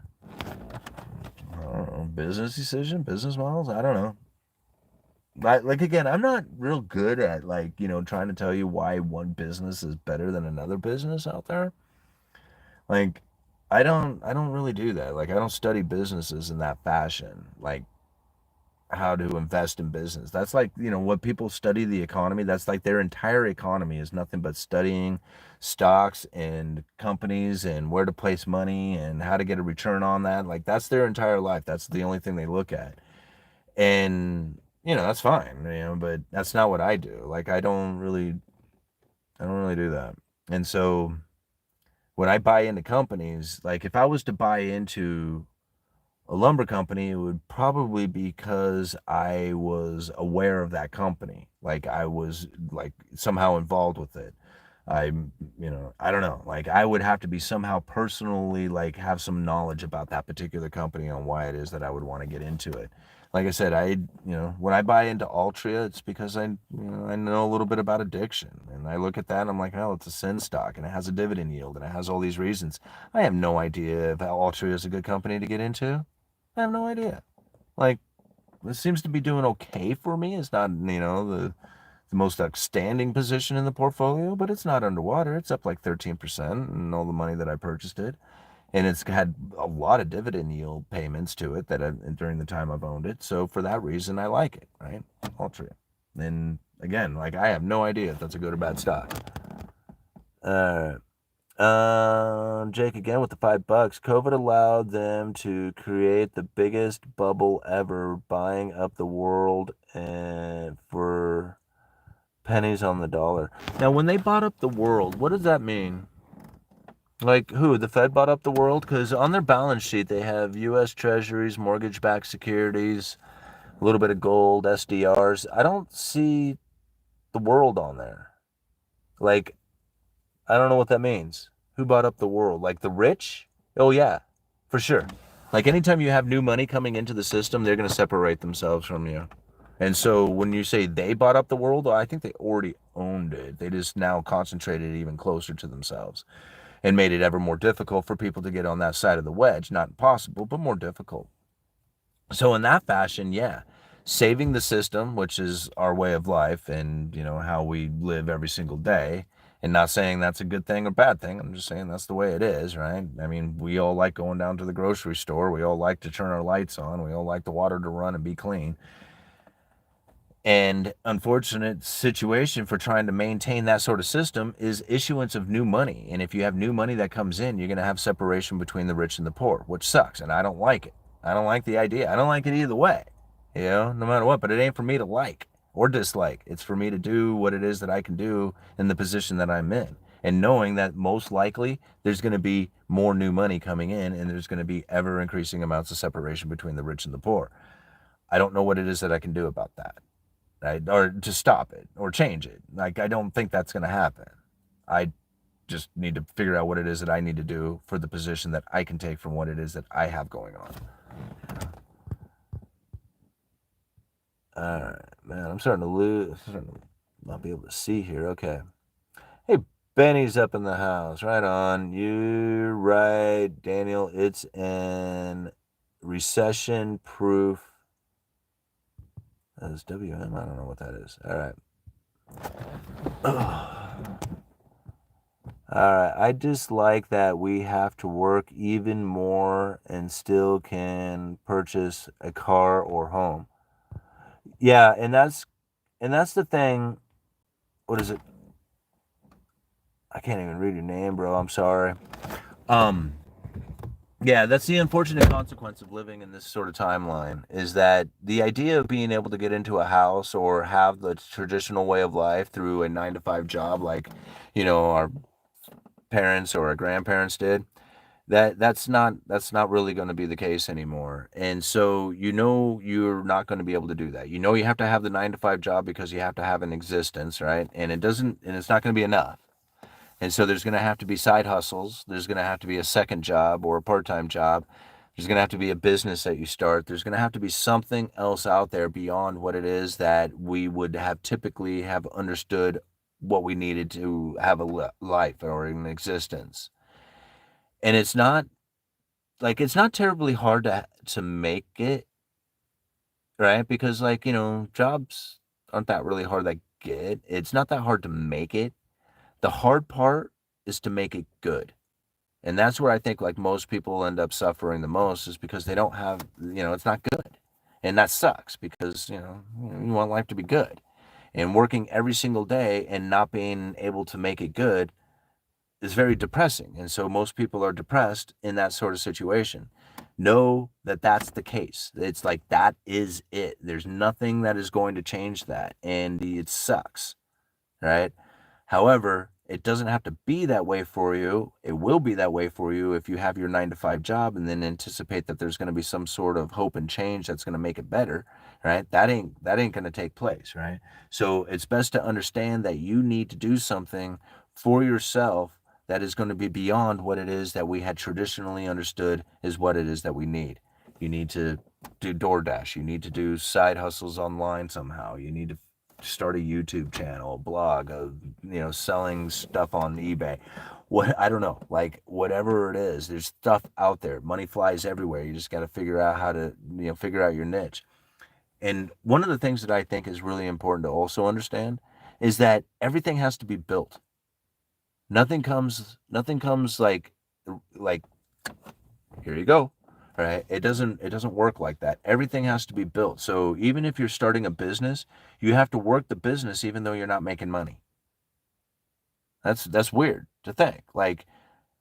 Literally work a business months and you don't make any money at it. You just work the business. You're doing, serving, producing, fixing, doing whatever it is, but you're not making any money at it.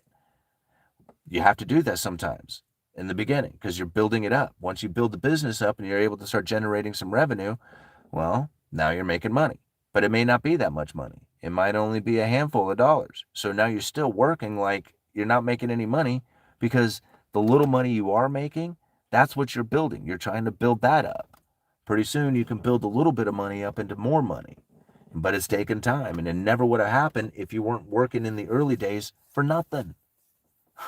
Right? Because you have to build it up. You have to build something that makes you money. You just don't go out there and just well, I'm going to do this and I'm going to make money. Well, yeah, okay, 9 to 5 job. There you go. But if you want something that's going to be making money on your own passive income, your business, stuff like that, you have to build it, which means that you're going to be doing something that doesn't pay you for a while, right? That's how things get built, is that you have to assemble it and it doesn't have any kind of value to it until you're done, And so that takes time. And understanding it in that fashion, now it's just like, great, I don't have to worry about how much money I make. I just know that I'm just having to build this thing up to make money.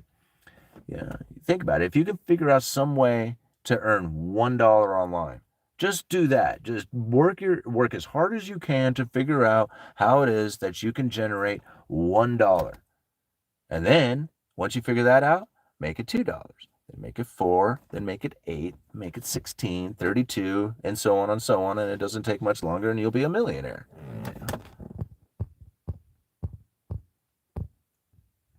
All right. We need to go to pre-1913 policies. I don't know. What would happen then? I think that we would all suffer the consequences of having a very low standard of living, trying to produce and compete against the world, against their production and their labor. I think that would be a very difficult time for people. I don't think they would recognize. I'm ready to do that. Like, I'm cool with that. Like, I don't really have much in my life anyway, so it's just like, whatever. It's just like, okay, that's just another way. I have to understand what would be happening there, but most people would suffer very greatly under that sort of environment, not knowing what it is why it is that they don't have a retirement, why it is that they don't have like the standard of living that they once had, because ultimately we have a high standard of living because we borrow it from other nations and we consume the production of other nations. That's pretty unique for us to be in. And when that comes to an end, it's going to be quite devastating. Benny, well, okay, what do you have to say, man? I can hardly read this. Okay, Simon, thoughts on the impending rate cuts next month? They ain't happening, Benny, you know that. Seems like they are stringing the market along until after the election. Okay, well, I mean, if that's the meaning that you want to give it, Benny, is that they're doing it for the election purposes, which I do not, because we can already tell they're certainly not doing it for Biden, all right? Yeah, anyhow. The problem with the Federal Reserve making an interest rate cut is that if it's not time or if it was too early, it would be a grave mistake. This is important to understand, that if they cut too early, it's a grave mistake. If they cut too late, it will be very painful and it will cause like unemployment to rise and we would see more bankruptcies and defaults. But it wouldn't be a grave mistake. This is their own words. So unless that is absolutely necessary, they won't cut rates because it would be a grave mistake to do it too early. And they don't care about the election. Like, I have never found anything within anything being said from a monetary policy point of view coming from the Federal Reserve or the FOMC or anything else that had anything to do with an election or an administration's wants, like what it is that they want. I've never found it, ever. If somebody can find where the Federal Reserve or the FOMC says, hey, we need to do this because this is what the president wants, I would love to see it because I can't find it. Not in any single document I have ever read, and I've read a lot of them. And I mean, I would love to say, as if I found it, then I would show you. I'd be like, right here, look. It says it right there. Blah, blah, blah, blah, blah, blah. Right? Just like I do with all this rest of this stuff. But I can't find it, and nobody else can find it either because it doesn't exist. It's completely made up. All right. A guy in the chat says that the Fed was creating the bubble to kick the can down the road, and where they doing it to buy assets for pennies on the dollars and gain more power. I don't know. I mean, I guess see, here's the thing, all that stuff can happen. Because when you bring new money into the system, what you're going to find is a separation between the rich and the poor, and then all those symptoms start to take place because of it. And it's not reason, right? It's it's the outcome from the new money coming in. Like, there's nothing you can do. Like, they came up with this idea. It was just like, man, we cannot like continue on with the gold standard, or we're all going to fall into poverty and misery. And they're like, well, can we just go on to 100% fiat currency? And they'd be like, issue out new money like forever? And they're like, yeah, man, can we issue out new money forever? And I'm like, well, let's give it a try. Woo! Huge separation between the rich and the poor. Like, well, what do we do about this? It was like a little too late. There's nothing you can do. Because what you're going to do about it is going to be so painful and devastating to the people out there that they'll completely riot and kill you. Right? So you have no choice. You have to continue on with the system or suffer the consequences. And the consequences would be huge. I'm ready. Like, I mean, I'm not trying to like defend it or excuse it or anything else like that. Like, I'm ready. Like, let's do it. Anything that comes down, I'm ready to go for. Right? I don't care what it is. You want to go back to a gold standard? You want to do Bitcoin? You want to whatever. Let's go for it, man. I'm like, I mean, yeah, I'll say okay, yeah.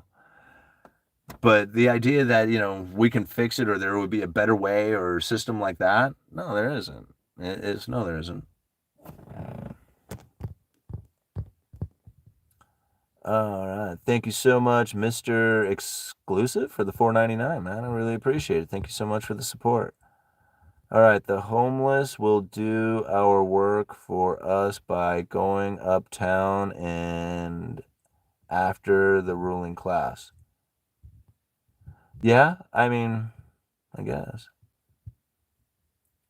I think deflation is the best case scenario. There are less wealthy than there are poor. At some point, they will need to deflate to keep what's left of the middle class motivated to work.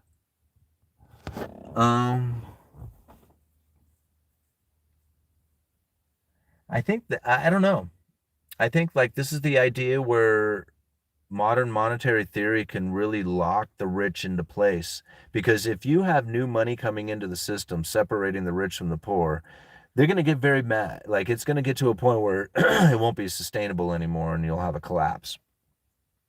But if you have new money coming in and then you just force feed it right into the lower class, like you don't give them any other choice, it's just like, here, it's right into you, then they will ultimately be forced to spend that money, which would then force it into products, the production of the world, which would then send the money outside of the United States to bring that production back in.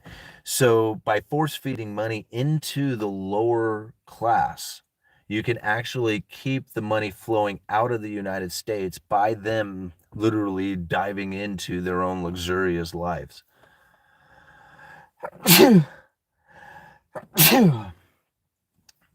If they did something smart with it, like start investing it or saving it or doing something like that, it wouldn't work. But that's not what would happen, right? Because if they saved it or invested or did something like that, then the money wouldn't flow out of the United States. The production of the world would cease to come here, and then we would start having the issues of collapse and ever more problems from that. But if you can continue to create a consumer, like literally produce a consumer, and that's what I believe the United States would do, is because they can take the new money that comes in, the new fiat currency, literally force feed it into the people, which would then produce the consumer, because the consumer is the product. The product is now buying stuff from the world. The world gets that money from the production that they have made and sent to the United States, and they ultimately lend it back to the United States and buy their assets. Yeah. Who we got here? Alrighty, guys. I'm not sure how much longer I can be out here. I can hardly see the screen. Alright. What does that say? Tackle Farms? Tackle Farms? Thank you for the $9.99. Hey, brother. I hit you up about charts a few days ago. From what I see, from charts, we are close to an inflection point. As a farmer, I'm getting murdered right now. What charts are you looking at? Thanks for the super chat. I too appreciate it, man, but I'm not sure what charts it is we're communicating about. Man, you guys are really loaded up. The like buttons, the thumbs up is up to 444 people with 335 watching. I love it. Wheat is neat. How do we get manufacturing back to the United States when labor is so much cheaper outside of the US? Random guy on YouTube. This is the reason why you're not going to see manufacturing coming back to the United States. See, like, yeah, the question, how do we do that? Well, think about it, man. Okay. Here, let's kind of just break it down to a little scenario so that, we can kind of relate it to our own self. Let's say that you had a business that you were, I don't know, say you're, okay, like I got a picnic table out here. We're making picnic tables. And I'm really good at making these picnic tables. I got a whole family that makes these picnic tables, and we're like known in the area. This is what we do. We make picnic tables. Everybody has one of our picnic tables. Everybody knows that if they want a picnic table, they come to me to get one. Right? And so I have the market on it, and I do really well business at it. Nobody's competing with me, and so I have like the market on selling picnic tables. And so I built a life off of it, right? I mean, I raised kids, I bought a house, I saved up for retirement. I'm doing everything, right? And like I'm done. Like I'm done building picnic tables. I've come to, retirement age, and it's time to hand the family business off to my kid, right? Or to my family. Well, my boys, they're now grown. They're wanting to start their own family, and really a single picnic table business is enough, right? But it's not going to be enough if everybody is building picnic tables to provide for 3 different families because of these kids, right? So each one of them goes off there and starts building picnic tables following in their dad's footprints as far as being a business owner, and then realizing there's no way that all 3 of them can be in business together, right? That only one can be in business. Now, they can all be in business together. However, they're not going to have much business to have a decent life. They're not going to be able to raise a family. In fact, they're going to probably end up living a fairly meager life, considering that all 3 of them have to be selling picnic tables in that area. Now, this is the issue, right? Now, whether or not it's a global issue, a neighborhood issue, companies, whatever, it's the same problem that you're going to face. So once you have raised your standard of living, right? So like the old man, right, raised his standard of living, had a family, had a house, had the retirement, had all this stuff off of picnic tables. Now the production of picnic tables for 3 families isn't going to work. There's no way that they can be competitive enough or to be able to provide for all of them doing it that way. Same thing if you have somebody else outside of your area. Say I didn't have kids. I'm just ready doing my own thing. Well, now all of a sudden somebody from outside my area is selling picnic tables cheaper than I can sell them. Well, I can't lower my price and maintain my life. That's the real problem that begins to face. This is the one that the United States is in. So now I've been building picnic tables, selling them out there, having this wonderful experience with this business. I raised my standard of living, bought a house, new cars, trying to raise a family, and then all of a sudden competition is coming in, and now I'm not selling as many picnic tables. I can't make my house payment. I can't pay my employees. Okay? No matter what I do, I'm out of this game. I go out of business. Foreign competition is now the only one providing picnic tables, and there's nobody else around who can compete against them. This is what the United States is facing. How do you fix that? Well, you're going to have to do something like this. You're going to have to lower your standard of living by a lot. Holy crap, did I just get a $200 super chat? Oh my goodness. Wow. Oh my God. Okay. Give me just a second here to finish my thought. Whoa. So what you're going to have to do is you're going to have to get competitive, meaning that you're going to have to lower your standard of living. So you don't earn as much money or need to earn as much money to provide for that standard of living. By lowering your standard of living, then you're going to have to work very, very hard, produce and pay off debt. Because that's the problem that the United States is that we're in a lot of debt. We have a high standard of living and we got a lot of debt. So now you're not only working to lower your standard of living, you're working extra hard with a lesser standard of living and you're paying off debt, and you're going to have to do this for generations. Like literally generations of people are going to have to experience this because it took generations of people to get to this level. And I don't know how many people want to start stepping into this path of fixing the system, knowing that they are going to be putting their great grandchildren, maybe not their great grandchildren, maybe, but definitely their grandchildren, people who aren't even born yet.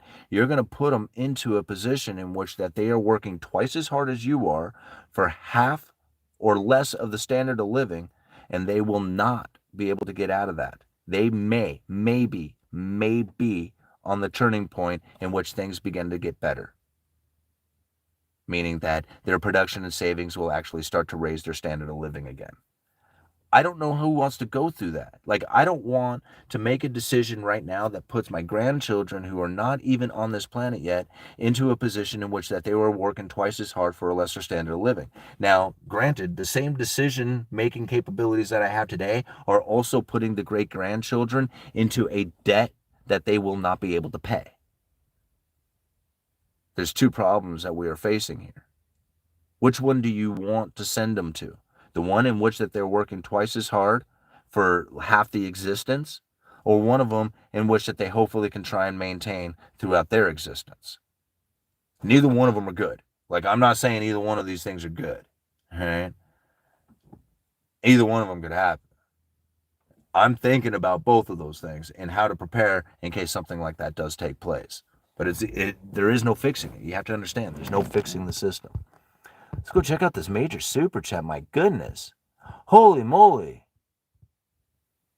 Daigle Farms, you did. You sent me $199.99. My goodness, bro. So we talked about lumber charts. Oh, now, okay, I won't forget now, man. All right. You said the one I was watching was the best. Oh, okay, I remember. Lumber Cash, yeah. But it feels like all the markets are in stress mode. Grain prices today break the average farmer. I keep saying I keep saying for farmers, it's getting big or it's get big or get out. I'm not losing 5 generations of hard workers. Yeah, man, I can imagine that being a very tricky situation, and it's hard for me to really understand like that sort of agricultural industry, especially when it comes to like grain production and stuff like that. I'm really more into like the lumber side of things, which is far different from what you're going to experience out there in like, other type of agricultural business. The one that I was watching, or I'm telling you to watch, or suggesting is probably more likely, is going to be the closest one that you can watch. Now, it's going to be a lot more accurate the closer you get to the completion of that contract. So, like, this next contract closes in September. The closer you get to it, the more accurate it's going to be. You could, like, if you wanted to spend the time, you could probably start making friends and contacts with other mill operators, or, guys who work in the office or something like that, maybe retail space, something of that nature, and you can start communicating with those people, getting pricing. However, like, if you don't have any real business in buying lumber, it's kind of hard to get into those kind of partnerships or communication conversations with these people. But ultimately, you could find out a little bit closer to the accuracy of what is happening within those particular regions, because you have to think there's mills operating all across the nation, and each one of them is selling and doing their own thing. The futures market is for a handful of mills delivering out to Chicago, so they're kind of like the base of what is happening out there, but it's not necessarily dictating an exact price that all these mills are offering. I'm going to tell you now, it is slow. It is slow, way slower than it should be. And when you have mills that are shutting down production, curtailing development, shutting down indefinitely, like, complete close downs, this is not the signs of the times of like booming economy. It is signs of the time of contracting economy. And it is obviously taking place. So yeah, it's not good. Man, thank you so much for that huge super chat, man. That is so cool. Here we go. Mr. Exclusive, thank you for the $4.99. A lot of people don't actually understand the bigger picture. We need to get our mind and money right as soon as possible. No one is coming to save us. That's right, Mr. Exclusive. I totally agree. And, that's another part of like following, stuff like this channel, following the Federal Reserve's monetary policy, is that once you kind of get a grasp for it, and you do see it in like, like All Nighter was telling me, man, you can't know everything. Nobody knows everything. You're going to have some things wrong. Everybody's going to have stuff wrong. And that's true. Like, we all have to stumble our way through it. However, once you got a good, firm understanding of what it is that the Federal Reserve is doing with their monetary policy, and you kind of like, I don't know, like it's almost as if you just start making decisions that are appropriate for you. Like it's hard to like it's like hard to even give examples of it because you're just naturally just doing it right. Knowing that the way that people are investing or thinking about buying homes or doing all this other stuff, they have this misguided understanding of what it is that's coming from the Federal Reserve. Like understanding from your own point of view and looking at the mainstream media saying, okay, you guys are wrong. Here's what the FOMC is saying just last week within their own statements and their own, speeches. I'm going to take on my own belief that it's going to be away from yours. And next thing you know, you feel a lot more comfortable about what it is that you have going on in your life. You're not living in fear. You guys are just nailing this. I'm just loving this super chats, guys. You're just loading it up. All right. Am I saying it right? Tackle Farms? $4.99. Hard times create hard men. Yep. Hard men create easy times. Easy times create weak men, and weak men create hard times. Yeah, and I really agree with that. And I think that's really more, and it's funny because you heard that quite a bit, but I really believe that's more of a symptom of the Cantillon effect. As the new money comes in and people start raising their standard of living, they start moving into luxuries. That luxurious life is what weakens people. The pursuit of pleasure weakens you. The pursuit of excellence strengthens you. This is important to know. Like a lot of times people think, no, I need to be happy. I need to pursue the things that make me happy. No, that's bullshit. You need to pursue the things that are excellent.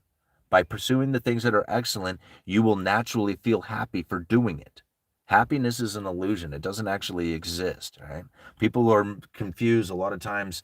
Their dopamine hits that they get for some sort of like pleasure and enjoyment. It's not, right? It's literally this dopamine hit that you're getting. You can get it from TikTok videos. What most people don't realize is that pursuing excellence, although it could be very hard and boring and difficult, has a tendency to have achievements to it that gets you excited. Pursuing excellence actually has dopamine hits available to it if you just pursue the excellence and find the enjoyment within it. Next thing you know, you get dopamine hits from pursuing excellence. This is how you find happiness. Right? It's by pleasurable experiences. Hey, that's great. They'll naturally come to you. Pursuing them is going to lead you into a path of destruction. All right, moving on here. You guys are so awesome. Look at this, man. Got $20 again from Tackle Farms, man. Dude, thank you so much, man. All right, so I'm looking at turning my wheat into flour. It's so simple. I can sell a bushel of wheat for $4.50 on the market or sell it as flour for $60 a bushel. Smart farmers are gonna move away from big grain sellers. Huh. Interesting. It's gonna be a different time, man. Like it's going to be really interesting to see what happens here in the next like 20 years with the insane amount of AI that is projected to come in, all the automation, all the artificial intelligence, and all this other stuff. It's really interesting to see what the world is going to be like. Like to me, I look at it as a good thing. Like most people are scared of it, and I'm not. Like I'm thinking, man, I am looking forward to this time where, like conveniences are just like everywhere. It's just a naturally occurring thing to have conveniences happening for you. Food is delivered, you're delivered, everything's delivered, like whatever. It's just like there's no want for anything. And like to me, I think about that sort of time and I just like I feel like, man, how much freedom would people have to be able to pursue the things that they really should be doing with their life?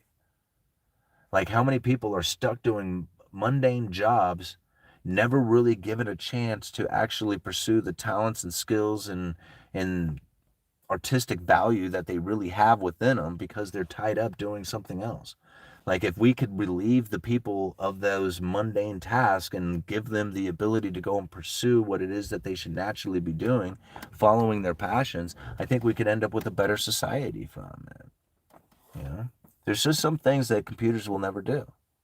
There's some things that a computer will never do. I don't care how good it sounds or how perfect the painting is.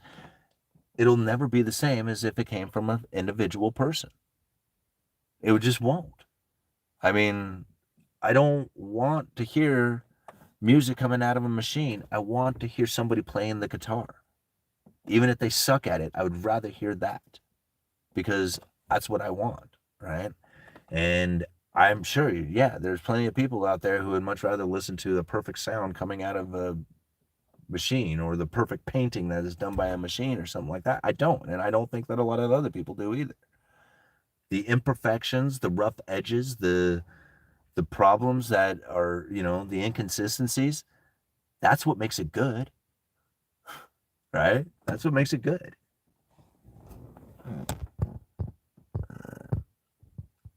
Man, thank you guys so much for all the support, especially these super chats, man. We're almost up to $300 in super chats. This is incredible.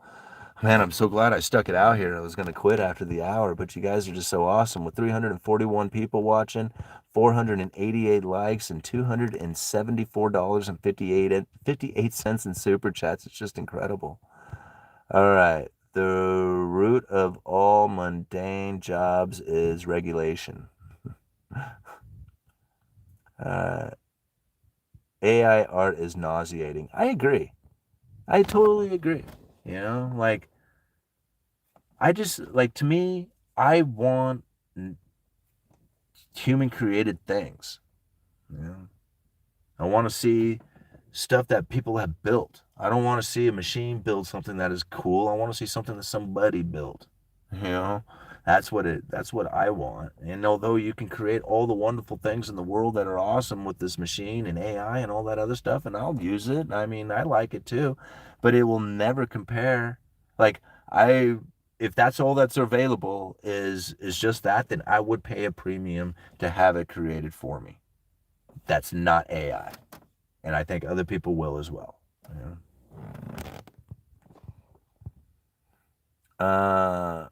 Rarely is anyone given a chance. Opportunity is taken. No such thing as a free lunch. Yeah, Wayne, I really agree. There is no such thing as a free lunch, but there is, I feel that every single person has a responsibility to pursue their passion, to pursue what it is that they have inside of them that drives them a little bit more than what anybody else is doing, whether that's, creating stuff or, doing whatever. Like for me, it's coming out here and studying this economics and talking about it and just, sharing my, ideas and theories and thoughts and having these conversations. This is what, I mean, I love that. I feel like this is the most natural, creative place that I could be.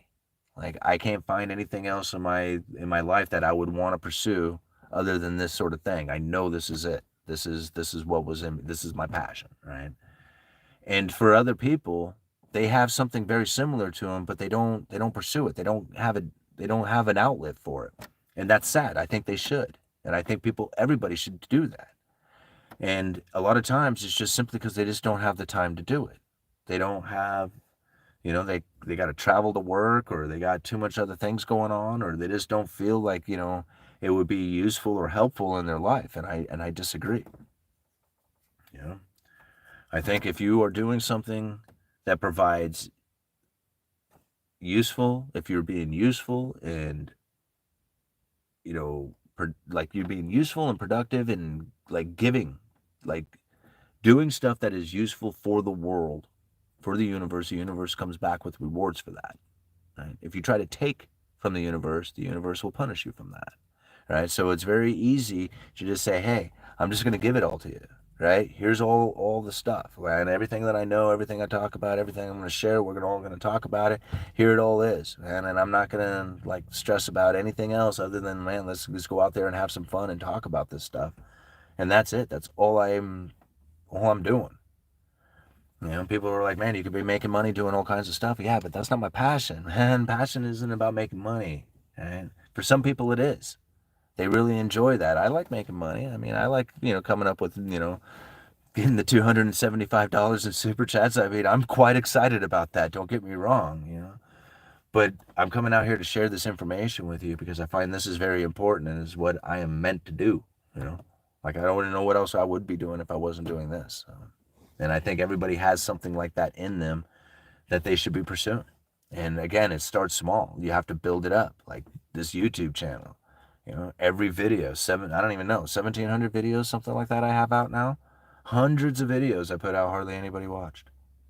Yeah, doing videos that nobody watched. Like, oh well, they're not for them, they're for me. They're my own personal journal, so if nobody watches, I don't care. It wasn't for them, it was for me. And man, it took off. And now here we are. It's amazing. All right. Guys, how late is it? Oh, it's getting on to 10 o'clock. I'm going to call it quits because it's late and I'm going to have to go to bed so that I can get up and go to work. But you guys are so awesome. This has been one hell of a fun live stream tonight. We got so many likes going on, 501 likes, 334 people watch it. I mean, that's incredible. So many likes come through. All these wonderful supportive super chats, especially from Tackle Farms, man. I really appreciate that. You're very supportive with those. And you guys are just so awesome here. So I just don't know what else to say. Simon, firms are already softening their AI expectations if you haven't read. No, I kind of see that, but I don't I'm not scared of it. So like to me, like I don't have anything that's not that exciting to me. I mean, other than maybe getting, having the car that drives me to work or something like that. But then at that point, do I even have a job, So I'm just not scared. I'm not scared of it at all. To me, I'm looking forward to all that stuff, All right. The Schwab bug eating bunch is big pharma, same bunch of clowns. Money is my god, capitalism is my regulation or my religion, and inflation is an abomination to the leprechaun clan. Can I get girl advice? Like, you want advice from a girl, or you want advice on how to get a girl? Is that it? Pursue excellence, man. Stop chasing girls. If you chase them, they're going to run away from you. Take the energy. Here you go. You want some girl advice? Take the energy like that of a dog. All right? If you chase a dog, what's the dog going to do? The dog's going to run away from you. If you run from the dog, what's the dog going to do? The dog's going to chase you. Remember that energy. Remember that energy works with everything. It doesn't matter if it's girls or money or jobs or anything else out there. It all has the exact same energy towards it. If you have an energy of very low importance, I do not care. I can care less if you are here. I can care less if I am here. I can care less of any of this stuff. We're enjoying the moment, and whatever happens, happens. That's that, right? That's the energy you have. No importance about it whatsoever, but be present to the moment. Not like I don't care about you or anything else. That's not it, right? It's no outcome. You don't care about the outcome of whatever it is that's going on out there. This is the way you get job interviews. It's how you get hired, right? You go into the job interview with, I got to get the job, I got to get the job. And whatever, you're going to have so much negative tension built up within that job interview, there's no way you're going to get hired. But if you walk into that job interview like, it would be cool to work here, but, I'm really not that interested in, in pursuing it to the fashion that I got to have it. But just pursue it as just like, hey, man, I can do this. It would be awesome, whatever. Just that kind of attitude towards it. Everything comes to you naturally. It just naturally wants to, right? It's because you put off magnetic energy. Putting off a needy energy is going to repel anything out there, right? But by putting off a magnetic energy of, hey, I'm cool either way. It doesn't matter what happens here. If I get it, if I don't. My life goes on, I continue on with whatever it is, right? And you pursue what it is that you have going on in your life that makes you happy and pursue that excellence. And everybody is going to look at that and say like, damn, dude, that dude has got it going on.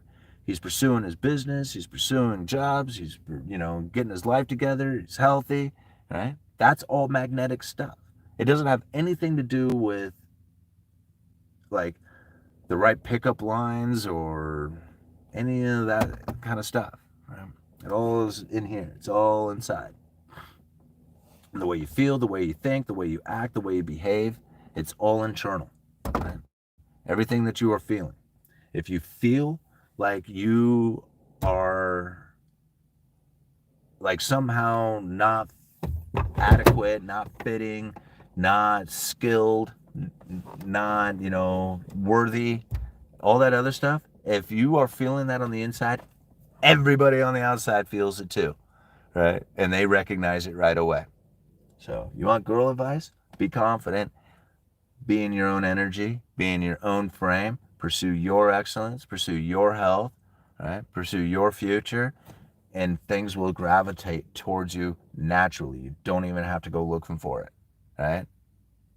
The moment that you start looking for it, it starts to run away, just like that dog, right? The dog will run. Just like the money will run, just like the women will run, just like everything. They all run.